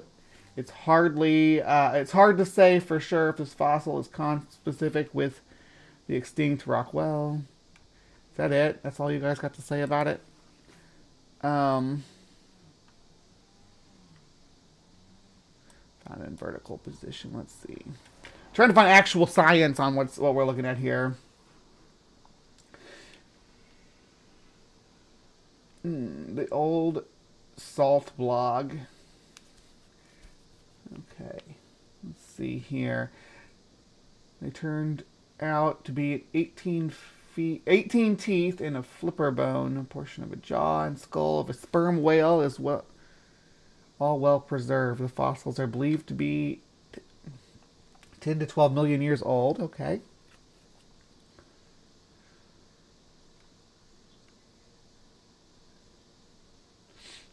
So, I do know that sperm whales sleep vertically. There's actually lots of cool videos of them sleeping like that. So, finding a sperm whale vertically seems like right, I guess. But there's a lot of things that could create such an effect.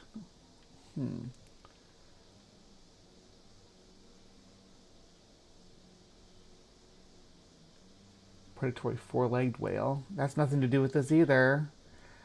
See, like answers in Genesis. The whale on its tail, scientific frontier. What do you say? Contrary to some reports that have circulated, the 80 to 90 foot long fossil baleen whale found in 1976 in an inclined position in diatomite unit in the Mongolian mines in Lompoc, California, was not buried while standing on its tail. On-site investigations have revealed that the diatomite unit which entombed the whale is also inclined at the same angle. So the rock that it's cased in is literally at the same angle.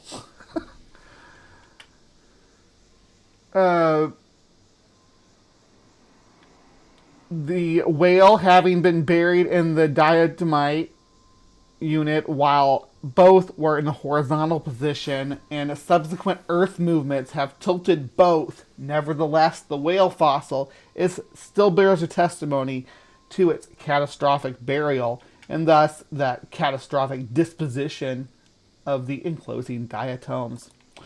There we go. Oh, not that one. Yikes. I'm going to close that. I didn't mean to pull that up. Sorry. Trigger. I don't mind looking at myself pre-transitioned. I just don't like it. It's like suddenly popping up on the screen. Standing on its tail, passing through millions of years of strata. Supposedly, rock layers on the Earth take millions of years to slowly accumulate, and Noah's flood could not have been what put these layers here. Well, if you have a whale, basic common sense will tell you if it's connecting all of these layers, then all of these layers are the same age.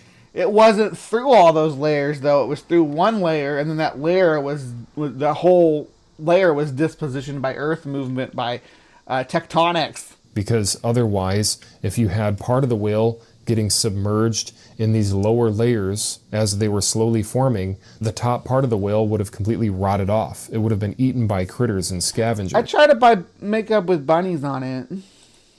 The entire whale was preserved from top to bottom. How does that I eat bugs, so you're gonna have a hard time turning me off of that. John Hudson, are you back? Yeah, Diatomaceous Earth is petrified phytoplankton. There you go. Whale puke is expensive because of the ambergris. happen? How does it stand vertically? If these layers are supposedly millions of years of different time zones, gravity would have pulled the whale. Did you look at this whale fossil, or did you just take what all those... I'm sure that Matt just takes what all these yahoos at the top here, the top search results, pretty much everything. Again, Talk Origin, Institute of Creation, Talk Origin, Creation Wiki, Creation, Anti-Evolution. Yeah, it's all that's where he's getting his resources, and that's their yuck. Down flat or on its back, it wouldn't be standing upright if millions of years of geological accumulation of layers was what caused this fossil to come into existence. The flood of Noah was a real event that actually happened, and there is Evidence at all besides your book says so? You got anything, Matt? Anything at all? And might I suggest like maybe some soft backing music while you're doing your rant? There's no question about that, and this is why the Bible tells us that in the last days there will be scoffers, people who mock the Bible, people who mock the flood of Noah and say that it never happened. It says, "For this they willingly are ignorant of, that by the word of God the heavens were of old, and the earth standing out of the water and in the water." The Bible. And we've disproven that too, unless you're like a space denialist, right? Do you deny that outer space exists, Matt? I think I've heard you acknowledge the existence of outer space. So I want to think yes, that you believe it exists. So the waters above, we've looked for it, and we've been up there, and there's no waters up there. So I mean, there's that. Goes on to say that whereby the world that then was, being overflowed with water, perished. So the entire world at one point perished because of the flood of Noah. If you're going to assume that rock layers take millions of years to accumulate, that Noah's flood isn't what placed the whale there, then you have to explain how you get a vertical whale fossil that connects millions of years of supposed... You don't. You get a whale in a diatomatic unit fossilized, and then you get continental upheaval. Geologic time. You have to explain that. The burden of proof is on an evolutionist and an atheist to explain why we find these fossils. And the explanation's readily available out there on the internet for you, Matt, if you go out and look, instead of just trusting what creation.com and Talk Origins. Yeah. And that people declare that we descended from slime and from fish is because they're looking at the lower layers of the geologic column and concluding that those are our ancestors, and that this geologic column timescale represents millions of years of slow and gradual accumulation of layers over time. But that is not true. If it were true, a polystrate whale is the new argument that doesn't that is easily debunked. But polystrate whale, is that going to become the polystrate tree? Come like full circle from elephants to pine trees. You wouldn't even find fossils. In National Geographic, in their section on fossils, they state that for an organism to be fossilized, the remains usually need to be covered by sediment soon after death. Sediment can include the sandy seafloor, lava, and even sticky tar. Once again, to get a fossil, it takes very particular conditions. It's not about time. Now, they just named 3 different conditions that can lead to fossilization. Sandy seafloor, lava, sticky tar. Mud is one. Like I know you. That's the Creationist favorite set. Like river deposition mud, but they want to say it's global flood deposition mud. The tides can bury a fossil. On the bottom of a lake, just slow sediment of over years can bury a fossil, right? It doesn't even have to be rapid. If it's down in the bottom if it's in a poor anoxic condition where there's no life basically to scavenge on it, it doesn't even need to be rapid. It can literally what do they call it? Well, I know they call it marine snow but it happens in rivers and lakes too when they get the still parts. But yeah, that stuff can bury, and that's like actually when you talk about diatomaceous earth, that's what that is. This marine snow burying something. That whale was literally buried in marine snow, right? Many people say it takes thousands of years for fossils to form. That's not true. The organism would rot while it's forming. There's no... What do you think rotting is, Matt?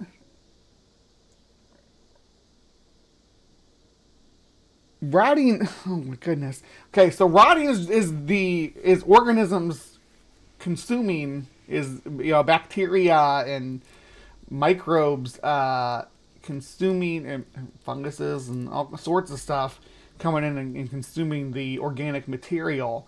If it's in an environment where where those organisms can't get to it, then they don't scavenge it, and it gets mineralized.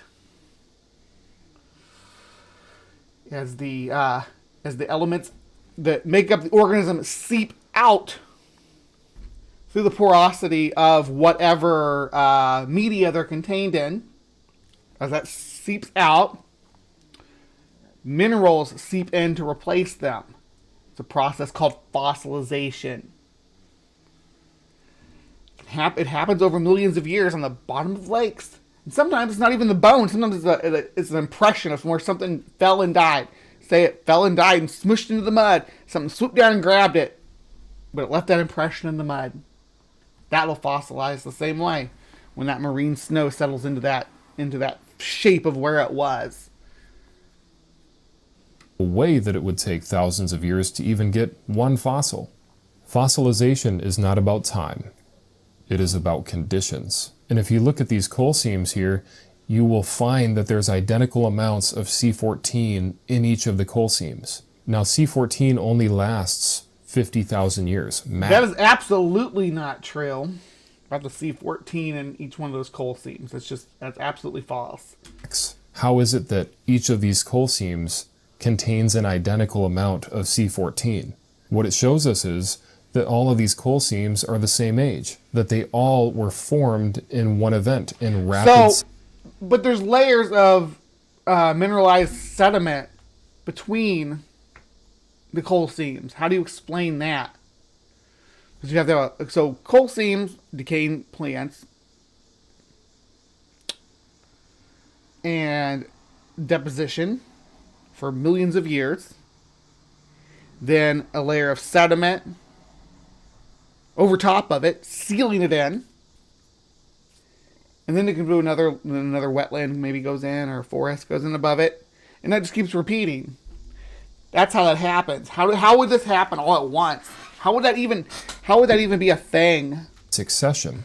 Coal comes from vegetation that's been smashed together between sediments. And some of these seams are over 100 feet in thickness. To be able to get a coal seam over 100 feet thick, it requires a global cataclysmic... No, it requires a long period of time in which a wetland environment was thriving in this region, and that it grew on top of its own decaying progeny, I guess, or not progeny, ancestry. Yeah, it grew on the bones of its ancestry, and for hundreds of thousands to millions of years is what that tells me. Condition. It doesn't require millions of years of time to slowly produce coal. Otherwise, you wouldn't have a coal seam this thick. You would have... If you know a way to produce coal,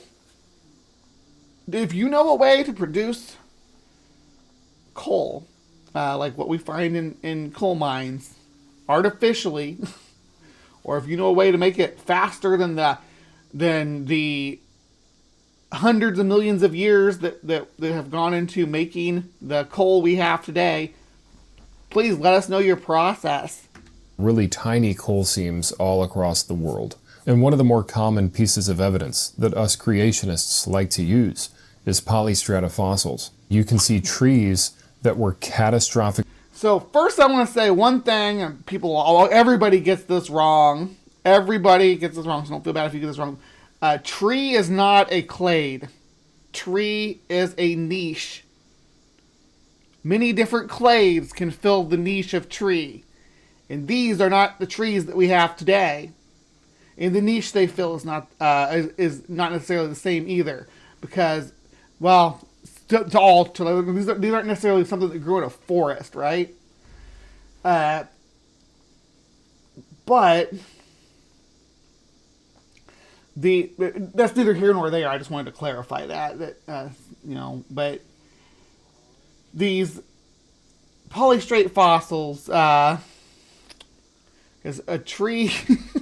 I mean, I don't have to explain this to you guys how a tree, when it dies, it can stay standing. We've all had a tree somewhere, some location, that stood dead for years, even decades, around wherever we live or whatever. We get in trouble for, we had one, we call it the Halloween tree, because it was big and gnarly looking. And it slowly, over the years, of course, it'd lose branches and stuff, but it stood for a good 12 years before somebody finally knocked it down. We get in trouble for climbing it, though, because it was dead, and at any point the branch that you're standing on could just snap into sawdust. But we were stupid. I think it was I don't remember what kind of tree it was. I wanted to say it was an oak tree, but that's just my brain telling me that. Typically buried in multiple layers of sediment, just like the whales that we covered earlier, some of which are found in vertical positions connecting all of these layers of geologic time. We also find trees. Yeah, and you can see multiple layers being laid down over different periods, and then ecologies growing on top of them, and then a new layer being laid down, and ecologies growing on top of them. It's not happening in 40 days and 40 nights of rain, I'll tell you that. That go through all of these different layers that connect all of the... It says polystata trees. Polystata. I'm pretty sure it means polystrate, but yeah, let's just bask in the typos. This supposed geologic time. And what it shows is that all of these layers were laid down at the same time. How is a tree going to stand in the ground with sediments slowly forming around it for millions of years? Now, an objection that I've heard... It doesn't need to be millions of years. It could be a local flood. It could... That's probably what I was going to say. I bet it could be there's a lake up in the mountains where all the trees, I think it was when Mount St. Helen went off. I don't want to misspeak, but there's a big lake that's full of logs, right? And they do, some of them do stand upright, at least some of them do. I don't want to say all of them, but they do stand upright in the lake. So if there was a landslide, for instance, that filled all that in, those would be vertical trees. To this is that these trees were covered by little local floods. But what they won't mention is that many of these trees are found upside down. Trees do not grow upside down, folks. What obviously happened was the tree was ripped out by a literal earthquake. It floated around. Have you ever been down into the river bottoms after a flood and seen all the fun positions those trees end up in?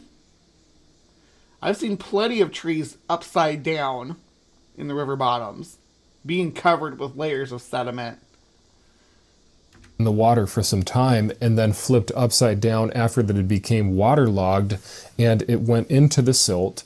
The sediment layers formed around it, and that's what makes the most logical sense when looking at these polystrata fossils. It's not that they were sitting there for millions of years of time, or that I want to see that when you're done with it, John. That sounds awesome. 14-foot tall Baphomet from the live oak.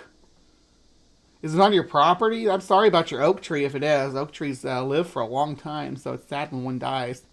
It's like an elephant dying. They got buried in local, small events. A tree is an organism just like any other biological organism in nature.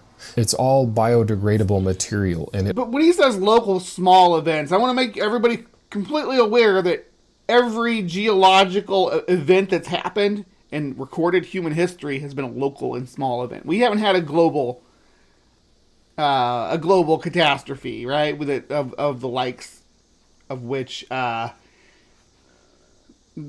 kills dinosaurs and megafauna. We haven't had that. Well, I mean, we are that, but we haven't had a natural geological one like a meteor strike or some traps opening up. It will break down over time if not quickly protected. And those layers formed quickly around these trees and were thus able to protect the trees from decay and deterioration. Noah's flood is what caused all of these fossils to come into existence.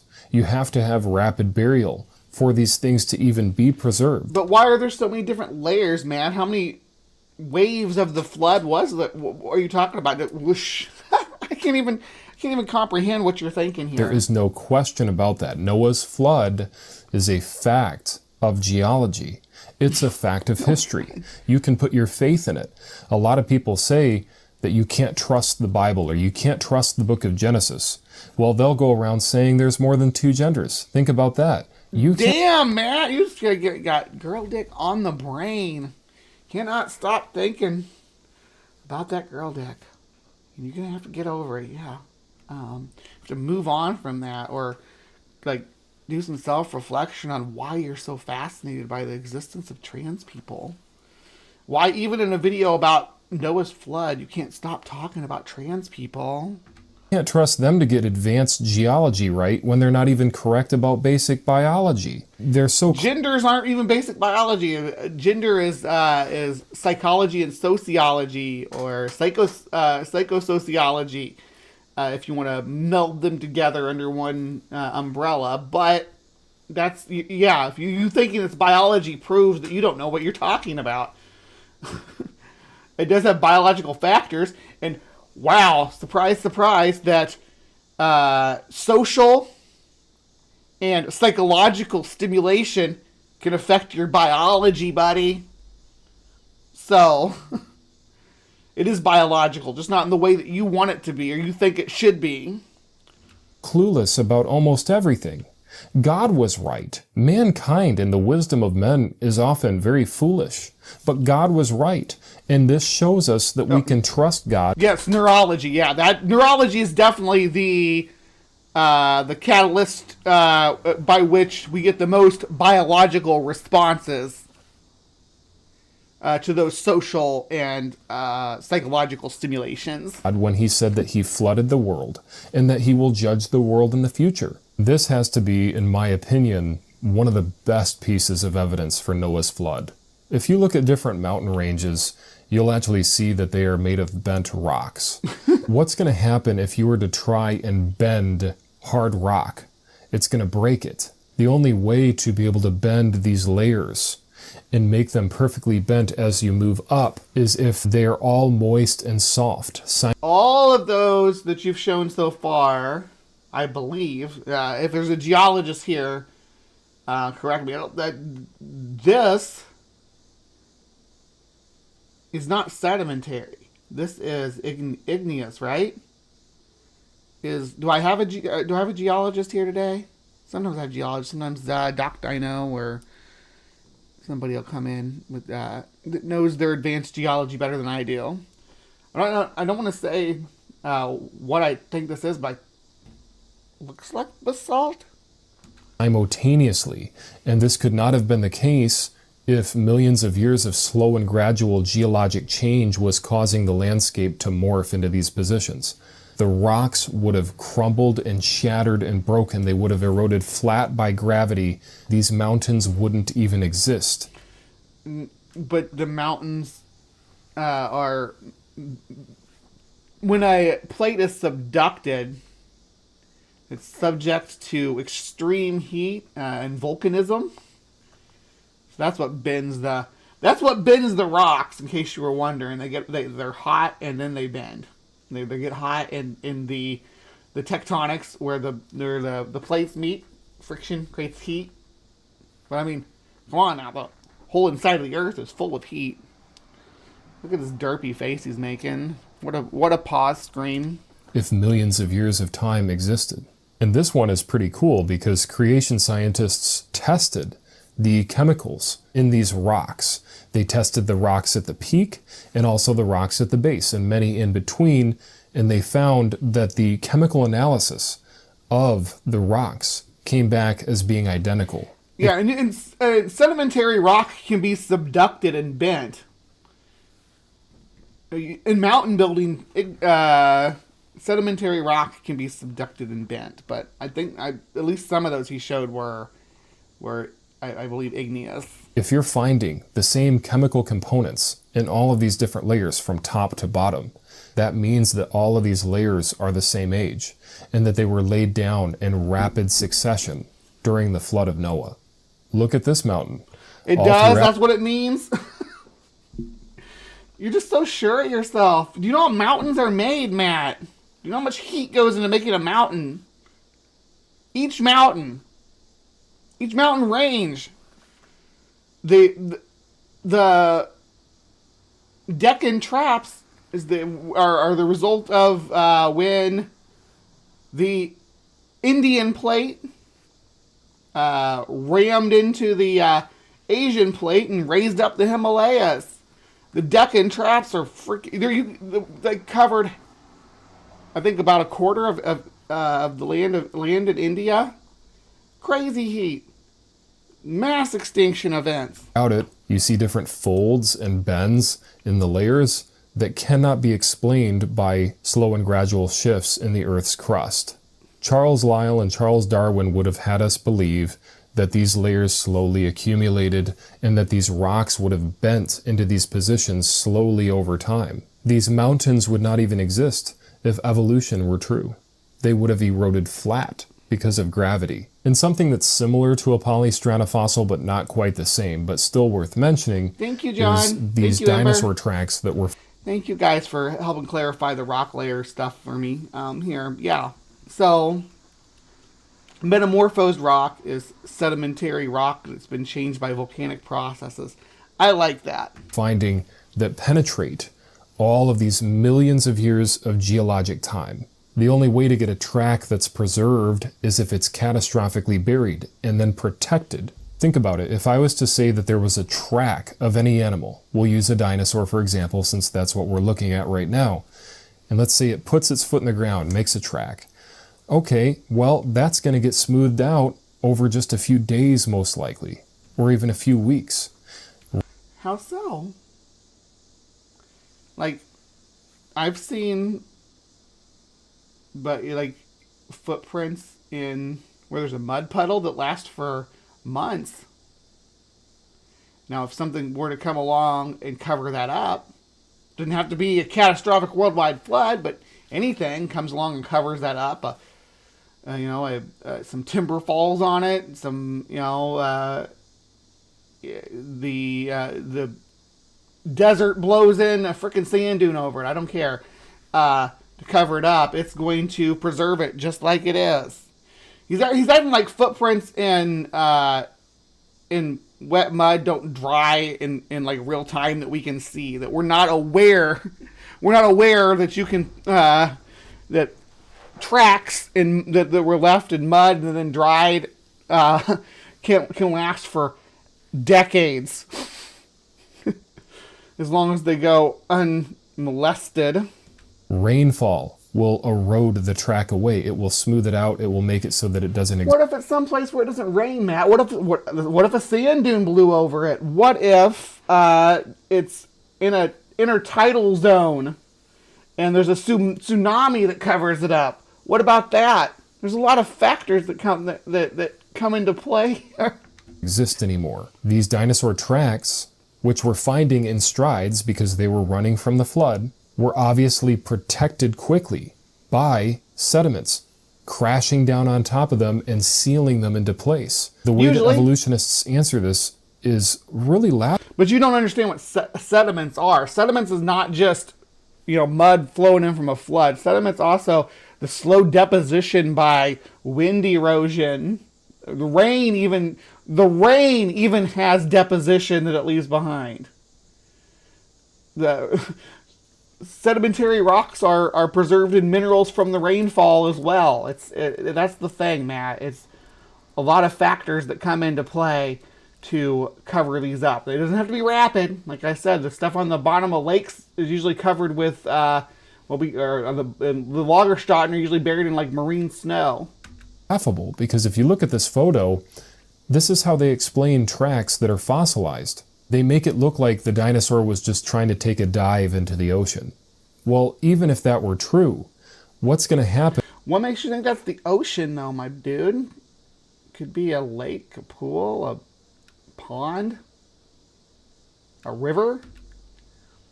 From the water hitting those tracks. As the water moves, as the waves hit the shore, and you have the undertow going. Still water doesn't exist anywhere. You'll never see an animal on video or photos of animals walking into and swimming across still water where they would leave footprints in the sediment.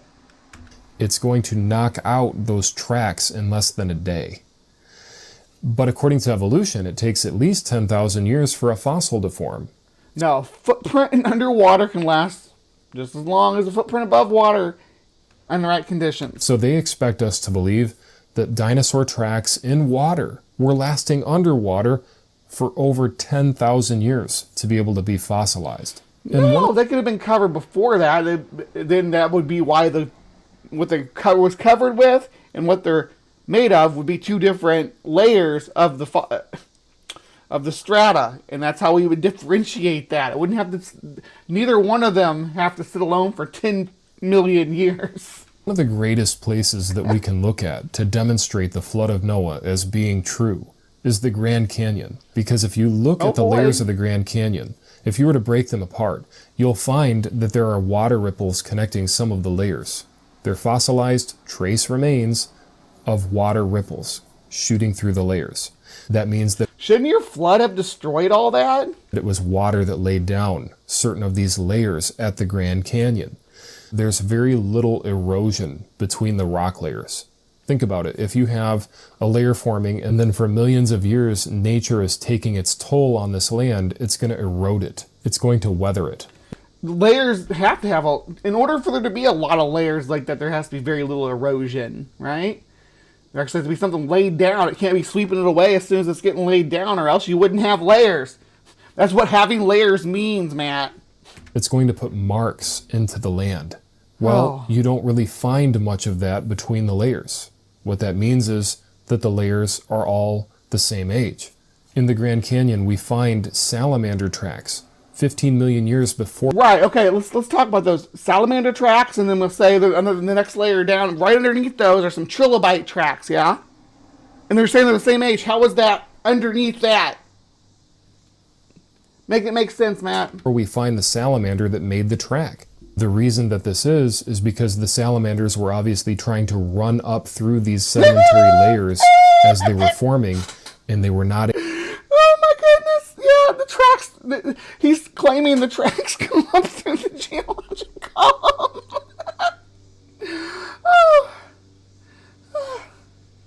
Able to outrun the mud that was coming in and covering them, and they died in the upper layers, not able to outrun the mud.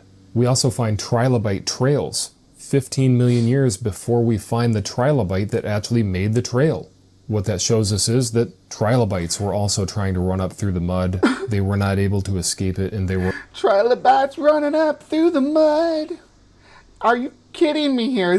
He thinks that these organisms are moving up through the geological column, that their trackways are moving up through the geological column. Were all buried catastrophically together as well. And on the UCMP's website for paleontology, they state about the tracks that if these impressions are covered with sediment before being washed away, they become preserved as fossils. One of the common findings that creationists will mention is that checks out though, man. That we find dinosaur and man tracks in the same layer. If dinosaurs and man... But we don't though. That's never happened. Not once. Not a single time. Do you think that's actually a real trackway? You don't the square toes and everything? You're cool with that? And lived millions of years apart, and if these layers are millions of years of different ages, you're not going to find a man track and a dinosaur track in the same layer of hard rock. In this layer, you find the dinosaur track on top of the man's footprint. And what I find interesting about this one is if you look at the middle toe of the dinosaur, it shows that it actually stepped over a human footprint that already existed in the mud. Like, do you really look at this and think that that's real? How does someone pull up this image with this cartoon dinosaur outline footprint.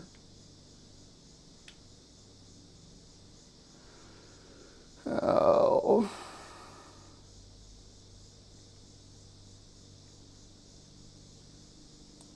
Before this had solidified, while I was in a debate with Dr. Kenny Rhodes from Reasons to Believe, he looked at these fossils and said that it was likely that there was a creature that had a foot that looked like a man's foot.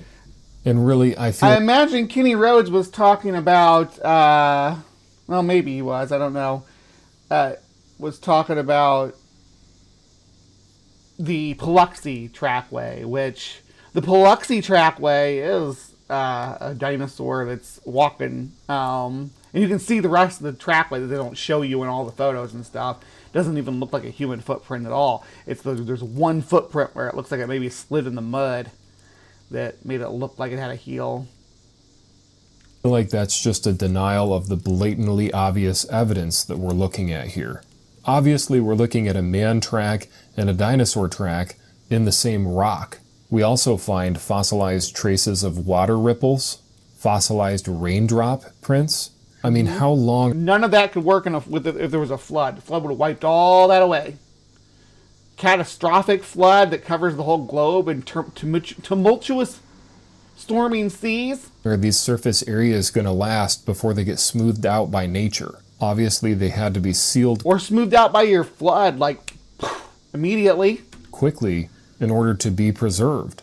That's the only way that you get these fossilized remnants of raindrops, tracks, and water ripples. And the Bible tells us that the rain was upon the earth 40 days and 40 nights. And atheists for years have laughed at this. They think that it's absurd that there were 40 days and 40 nights of rainfall during the time of Noah's flood. During current climate conditions. But 2 million years ago, or not 2 million years ago, for that 2 million years that it's talking about here, which was like hundreds of millions of years ago, the climatic conditions were different, and it was viable for there to be immense rainstorms that are pretty consistent due to climatic conditions. But we don't have those conditions today, and haven't had those conditions since... I want to say since like the Paleozoic. But if you were to type in rained for millions of years, here's the first thing that pops up. It says that time that it rained for 2 million years. Atheists believe that it rained for 2 million years. But they will declare that the Bible is false, that God's word is not true because they think it's insane that it rained for 40 days and 40 nights. That it rained for 40 days and 40 nights under current conditions and the proposed conditions of the flood state. Yes, that's ridiculous. The conditions of the earth during this hot box period where it was just a balmy freaking I don't know exactly what locations they're looking at in those videos, but I know the time period they're talking about, and it was like a balmy rainforest condition. So yeah. 40 nights. What I'm about to share with you is probably the greatest argument that supports Noah's flood from geology. In the earth, you find gigantic 10-mile thick pieces of cold rock that have been subducted, parts of the crust of the earth that have been subducted into the hot mantle of the earth. Remember, the mantle is molten rock. Why is there cold rock that has been subducted into the molten mantle of the earth that is not heated up with the other rocks yet? Hold on, before I get too far away from this, I wanted to just talk about the, because I had to pull it up. It's the Cardian Paluvial episode is what he's talking about. That's a different time period though, yeah. The Cardian Paluvial episode was an event on Earth that took place at some point between 232 and 234 million years ago, when the Earth's climate changed rapidly. During the CPE, the Earth received very frequent intervals of heavy continuous rain. So that's what he's talking about there. The only way to explain it is that in the recent past, the crust of the Earth was broken up, and that plates were moving under one another, and 10-mile thick pieces of rock got subducted down quickly into Earth's mantle. and they haven't been there long enough to become... We have a different definition of quickly, though, because, yeah, the Indian plate, again, we'll go back to the Indian subcontinent. It was moving really fast across the Indian Ocean, escaping from Africa, who was its neighbor for millions of years on Gondwana land, escaping into the northern hemisphere. It crossed the equator at amazing speed. And when it crossed the Reunion hotspot, it went even faster. It was like booking it. So when it's moving that fast, it's going to subduct a lot of rock. Uniform with the temperature of the rest of the mantle. This means that Noah's flood has been confirmed from geology. That if something like that was to take place right now, that it would shake up the entire planet. We wouldn't be able to survive. Say what now? If this sort of event took place today. And so if these cold rocks are still cold, which they are relative to the surrounding temperature in the mantle, then it means that they have not been there that long. And the only thing that could have put them there was rapid moving of those plates. And the only... Okay, tell me one example of a flood causing tectonic plates to move. Cite where that happens naturally in the world. I want to know, where are you seeing this? Where have you seen floodwaters move tectonic plates?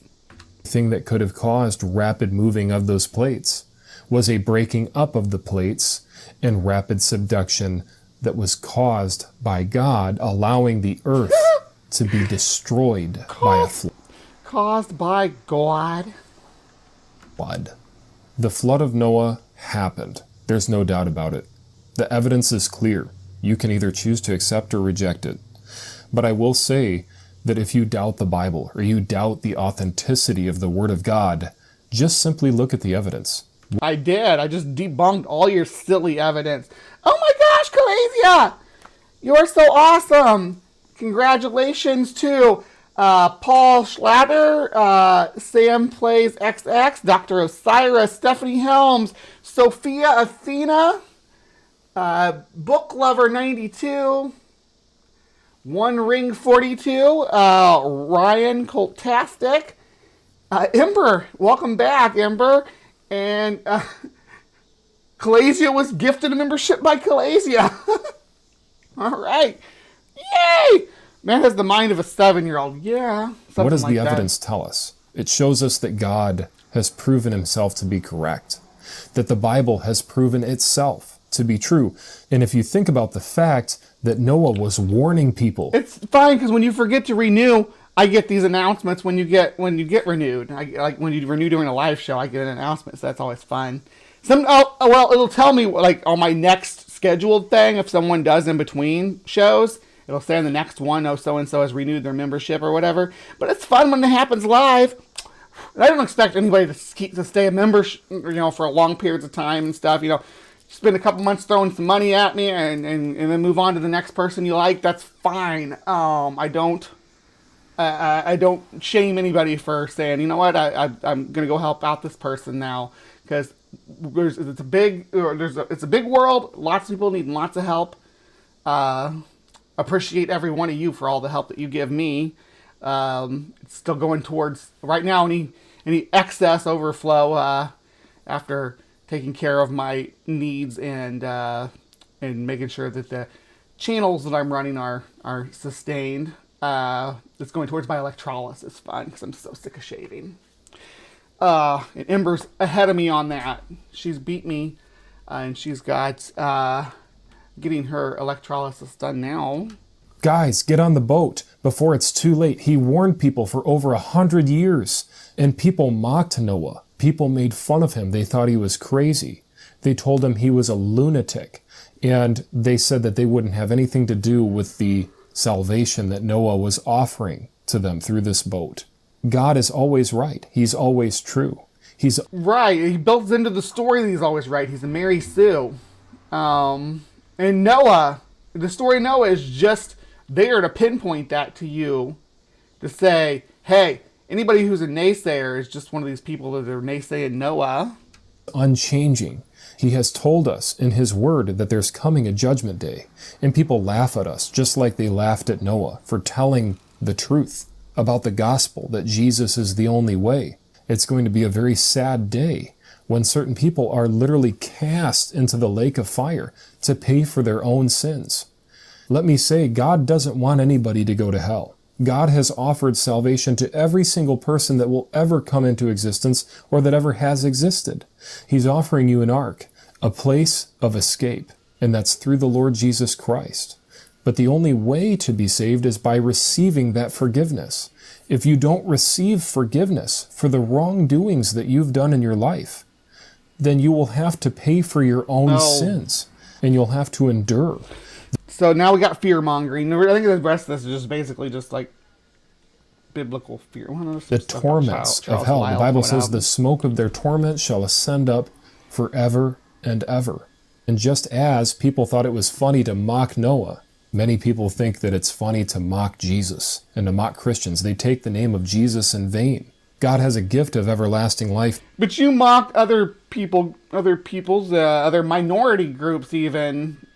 Christians aren't definitely a minority group, but you mock minority LGBTQ people all the time. That he wants to give to you for free. He paid for it. He died on the cross for all of your sins. But he's not going to force you into his presence against your will. You have to make a choice. Look at this. The Bible says, for the wages of sin is death.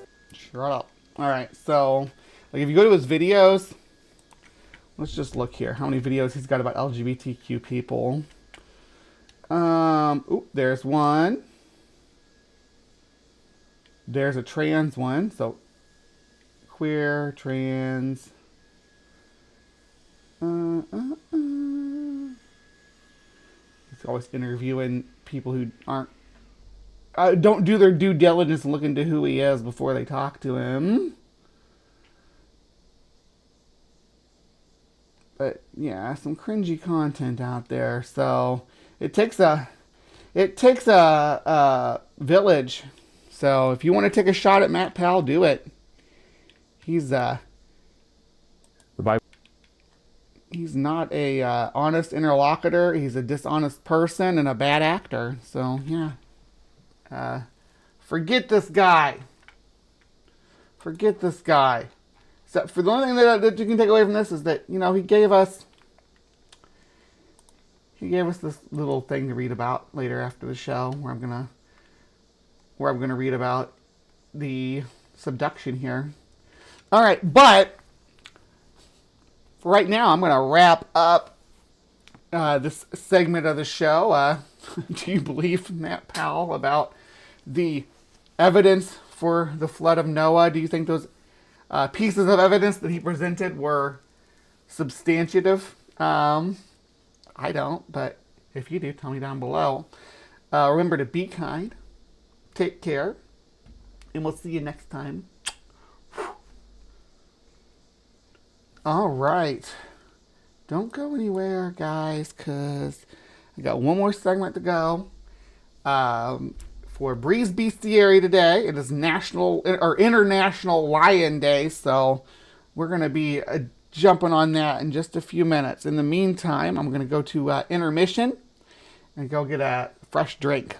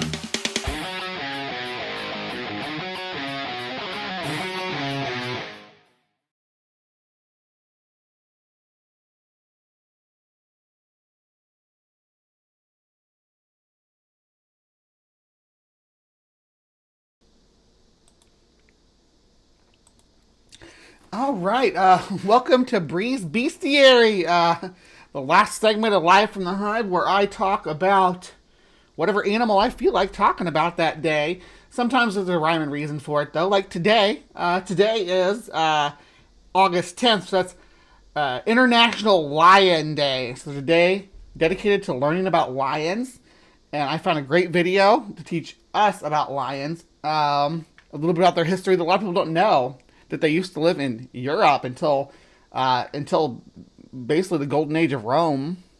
Let's have a look. So this channel is Atlas Pro, and I'll look through their stuff after we watch this one. Got back from a month-long trip through Europe, and I'd just like to say thanks for your patience, and the wait is over.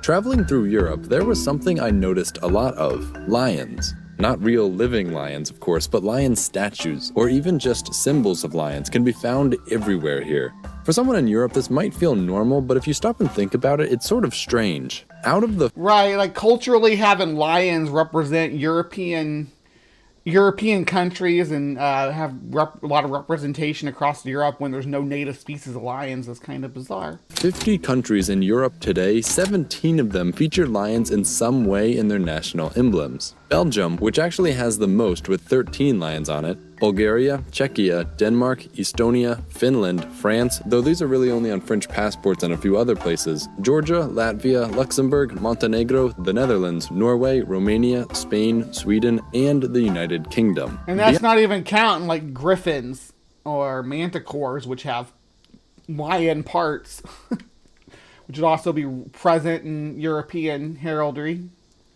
Beyond this, it's often lions that guard the pathways to large government buildings or palaces, it's lions which hold door knockers and doorbells, and it's lions that are sculpted above doorways and even into the sides of buildings as decorations. This tradition isn't new either, and even the Mycenaeans, the first people group to ever show signs of an advanced civilization in all of Europe, have as their oldest surviving monument what's called the Lion's Gate. Oh, sorry. The Lion's Gate, which, you guessed it, is a sculpture of two lions above a gateway which is over 3,000 years old. Which there's a production company named after it. Showing just how long and how prevalent lions have been featured in European architecture and art.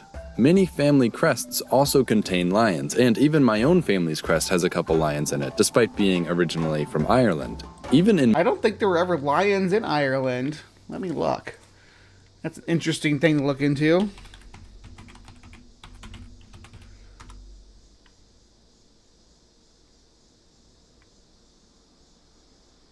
Oh, it's about a rugby team.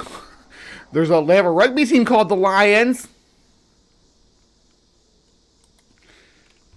Let's see.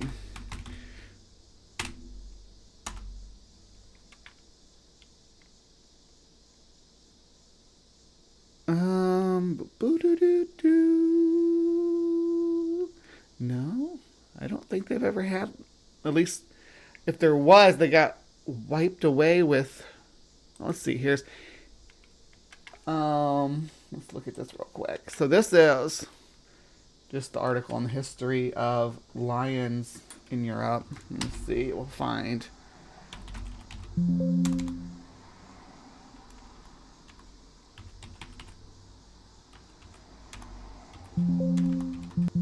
Yeah, there's nothing about lions ever existing in the UK, so do with that what you will. I didn't think that they'd ever been present in there. At least, I mean, if they were, it was during like a glaciation, and there's no trace left of them from when they were there, if they ever were. It's been awful cold for an awful long time up there. In modern times, lions are now being used as symbols for brands and companies all over Europe, ensuring that they remain part of the iconography here for years to come. But what's strange isn't that pictures of lions... There are unicorns in Scotland. What are you talking about? That's where unicorns come from. If there's no unicorns in Scotland, then what are all the haggis eating? Huh? Are all over Europe. It's that out of the 50 or so... Oh yes, we got colonizer language. Sumami picked it up. The first civilization, obviously, the first civilizations existed in Africa, not in Greek or European civilizations. That's just silly. Silly concept. Countries of Europe, a total of 0 countries have a native lion population. They just don't live here.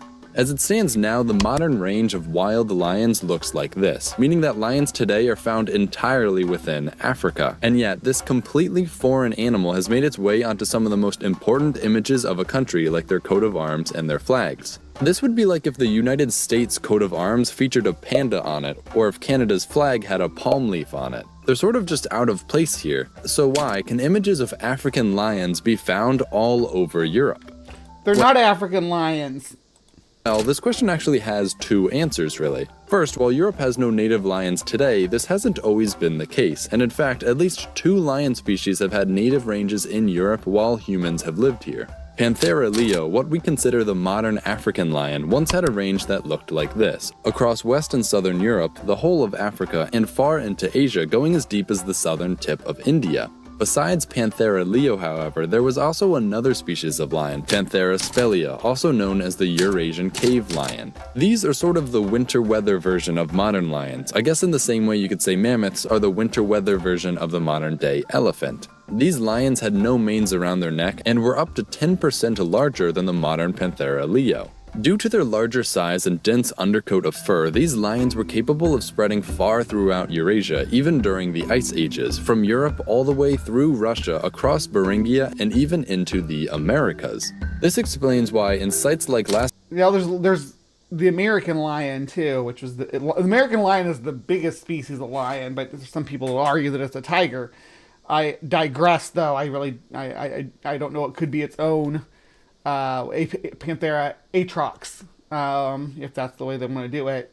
It could be Panthera leo atrox, Panthera tigris atrox, but I'm fine right now with what information we have on the American lion with just calling it Panthera atrox, and then calling the cave lion Panthera spelaea. I'm okay with that too. Lascaux, France, where all of those really old but well-preserved cave paintings come from, images of lions can be found besides those of more typical animals. And while these paintings are from 17,000 years ago, evidence of lion-human interactions in Europe go back even further. A lion-headed ivory carving found in Germany can be seen depicting a lion's head atop a human's body. This figure dates back to at least 35,000 years ago, which roughly overlaps with when humans first began to live in Europe. This lion man figure is so old.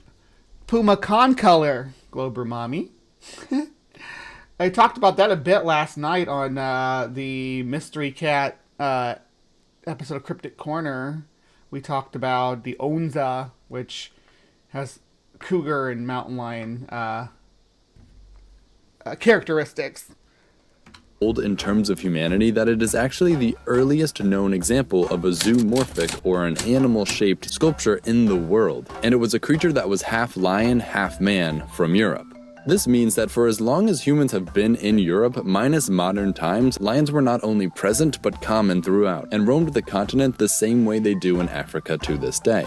Panthera spelaea, however, started to go extinct in Europe roughly 14,000 years ago, right around when humans began to re-enter Europe after the a lot of the megafauna did in Europe at this time vanish. Last glacial maximum. It appears that, like other megafauna such as the mammoth and saber-toothed tiger, with a changing climate and an influx of disruptive humans, Panthera spelaea was no longer able to survive.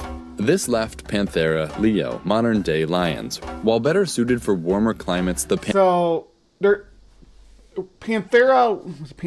Let me pull this up, the subspecies here, because I don't want to mess this up.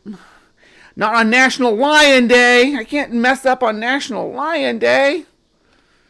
Here we go. All these maps just have Europe with question marks on it. I want to know what the subspecies are. Dang it. Tell me something good. Panthera hybrids. Here we go. Okay. Yeah, Panthera facilis. Is that going to be... Panthera leo's time here was limited as well, mostly due to the presence of humans, but by around 1 CE, lions could still be found in South and Western Europe. And this is where we'll find our second reason for why lions are so popular across Europe today: the Romans. While the Greeks and others before definitely created lion imagery in places where the lions were to be found and depicted them in important stories like that of Heracles. Lions were like in Eastern Europe and Western Europe, like at the two ends of the Roman Empire, East and West. There were lions, and I think the ones in the West were closely related to the Barbary lions. And oh no, I just broke my pearls. Ah! I might be able to fix it. Oh, they're falling off.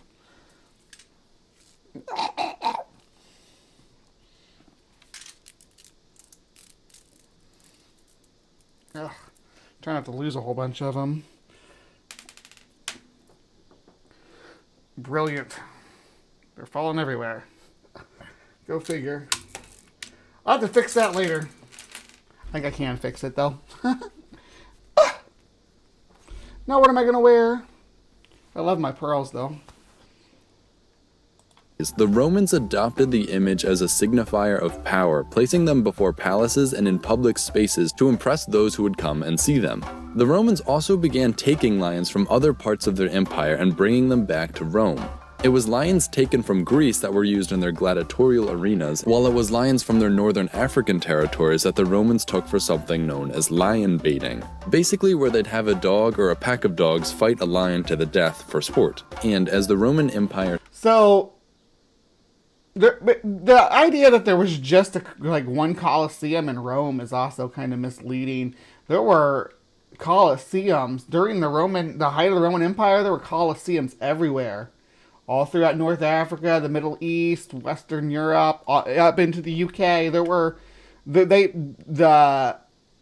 how sports was back then. At least international sports. The idea of people getting together, they would have these arenas, and people would do different events and stuff. There were a lot of cool events. There were a lot of awful ones too, where people would, kill wildlife and stuff for sport. But lions went extinct because of this. The European lions, the Atlas bear, the last bear to live in Africa, also went extinct because of this. But they weren't shipping them all off to Rome. They were having Colosseum battles, in the local areas too, where they exhausted the population. In Greece, in Western Europe, in Turkey, in North Africa, they were having these. We wiped out the lions in North Africa, too. Spread. Their symbol of the lion as a symbol for power spread with them. Despite being native to only a few places within the Roman Empire, the image of a lion became common wherever the Romans expanded into, regardless of whether or not any lions were actually native to the area anymore. Then, as human populations in Europe grew, Panthera leo gradually became extinct in these areas, remaining in places like Bulgaria until around the 4th or 3rd centuries BCE, and were found in Greece up until the 4th century CE. What was left behind was a symbol to the ancient Europeans, a symbol of power and royalty created by the Romans. And despite the fact that it's been entirely... I think it was probably preceded the Romans, by a great deal. I think lions have probably, since humans come from Africa, I'd imagine the symbol of lions is a symbol of royalty and leadership. Probably dates back. Well, we had our weird little lion dude. Did you forget about the weird lion dude that you just showed us? And now you're giving credit to the Romans. Why? And other than that, this guy's channel is pretty based. But why do these channels always have to be so the Roman Empire centered? It's like how the meme about how often cis white men think about the Roman Empire. Exterminated, the legacy of the European lion carries on in the banners, emblems, and flags of Europe, as a reminder that only one thing could displace such a mighty creature: us. Hey, so I hope you enjoyed this video, and if you live in Europe, I challenge you to look out for some lions and send me any good ones over over on Twitter. All of the footage of lion statues I used in this video came from my trip through Europe, where I was basically on the lookout for lions at all times. It made the trip a lot of fun, but I definitely missed some, so again, send any that you find to me. I'd really like to see them. If you would like to see more videos like this, you should check out my Patreon where Alright, there's this talking about his Patreon, but let's look at his channel. It's a pretty good channel. For the most part, I like it. Some of the stuff, you know, you get Eurocentric. This channel is called Atlas Pro, though. Geography, geology, biology, and ecology. Well, that and maybe some history, chemistry, and whatever else is really necessary to explain something. The point is we're trying to learn more about the Earth, its system, and maybe more. Subscribe if that color intrigues you. Alright, and then Tree of Life. Let's see. There is more recently talking about exomoon exploration, islands that aren't actually islands. This is the video where I learned about that island off Mexico, or that forest off Mexico's Baja Peninsula that's not actually an island, but is ecologically an island. And they said they had a great video about biogeography of caves too, that I watched a while ago. So for the most part, it's good stuff. Yeah, heavy Eurocentric, but some historical events and things to talk about too. Yeah. Alright, so that's Atlas Pro. Not that they need me to plug them or anything. They got 1.23 million subscribers, so they don't need my support. Let's see. And then, do we have time for this?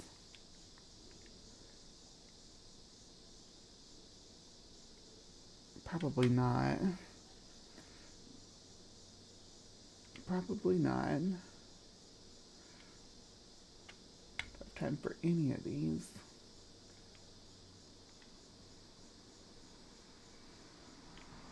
Something like 3 or 4 minutes long would be alright, but not 20 minutes long or 10 minutes long.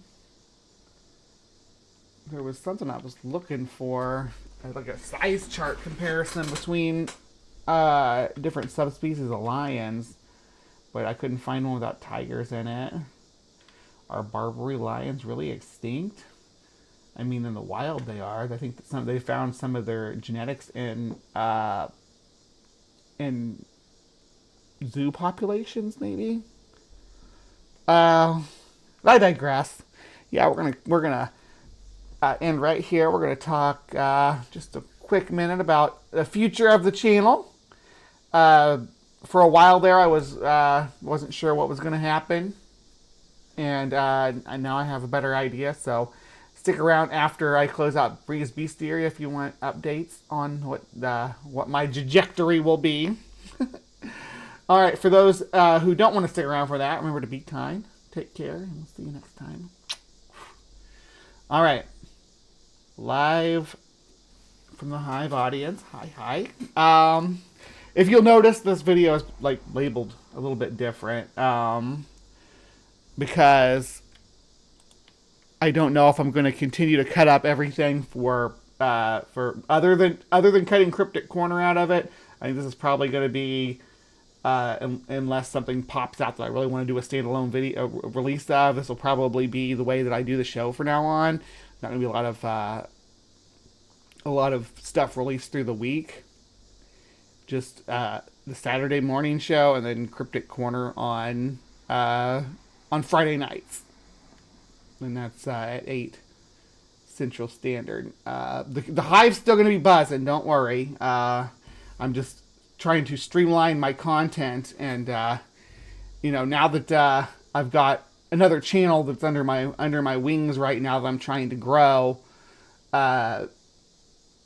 I'm wanting to trim some of the fat off of Life from the Hive stuff that's really not that doesn't get much views. Most of the Breeze Beast Theory stuff, when I release it alone, gets less than 20 views. When I release the Sci-Fails videos and Trust Just a Theory, they don't really bounce in the algorithm. So I don't feel the need to keep releasing individual videos like that. Now like this Matt Powell coverage, I release as a standalone thing, just as a standalone thing. But for the foreseeable future, I'm just going to be doing this one live show on here, and then one premiered show every week with intermittent live shows instead of a whole bunch of pre-recorded content. So I may, like, during the week sometime and I may come back and do a creation watch or something like that, something along those lines, because I do enjoy those, and sometimes doing a spontaneous response to a flat earther, to a creationist, to a mud fossil guy, to a Tartarian, any of those that I just on the spot. Sometimes I just want to do that. So that's how it's gonna go. Yeah, so the channel's not going anywhere. I with the strike situation, I think this should help me narrow that down too. Since whatever's released live is live, and yeah. Anyway, but do keep turning up for the show, and I'll keep doing it. And it was a great turnout today, better than I anticipated. The viewership's been kind of down the last couple of months, but I've been, I was in the hospital a couple months back, and I've been, I don't know, the shows haven't been the strongest because of me dealing with my depression and personal stuff, but I'm trying to be strong, trying to keep going. So, this is my fun for the week. This is my favorite 3 hours of the week is sitting down here with you guys doing Live from the Hive. And that includes doing the transpositions, because the transpositions is work, right? The transpositions is hard work, and it's important work. Whereas this is just kind of a kickback and relax. That's why you'll see me wearing, like I told you last week, I'll probably start wearing more exuberant makeup designs and louder outfits and stuff on here, just to try to this to be an outlet of self-expression as well. So if you guys keep coming back, and we can keep talking about cryptids and about bad science and about animals and ecology, I'm here for it.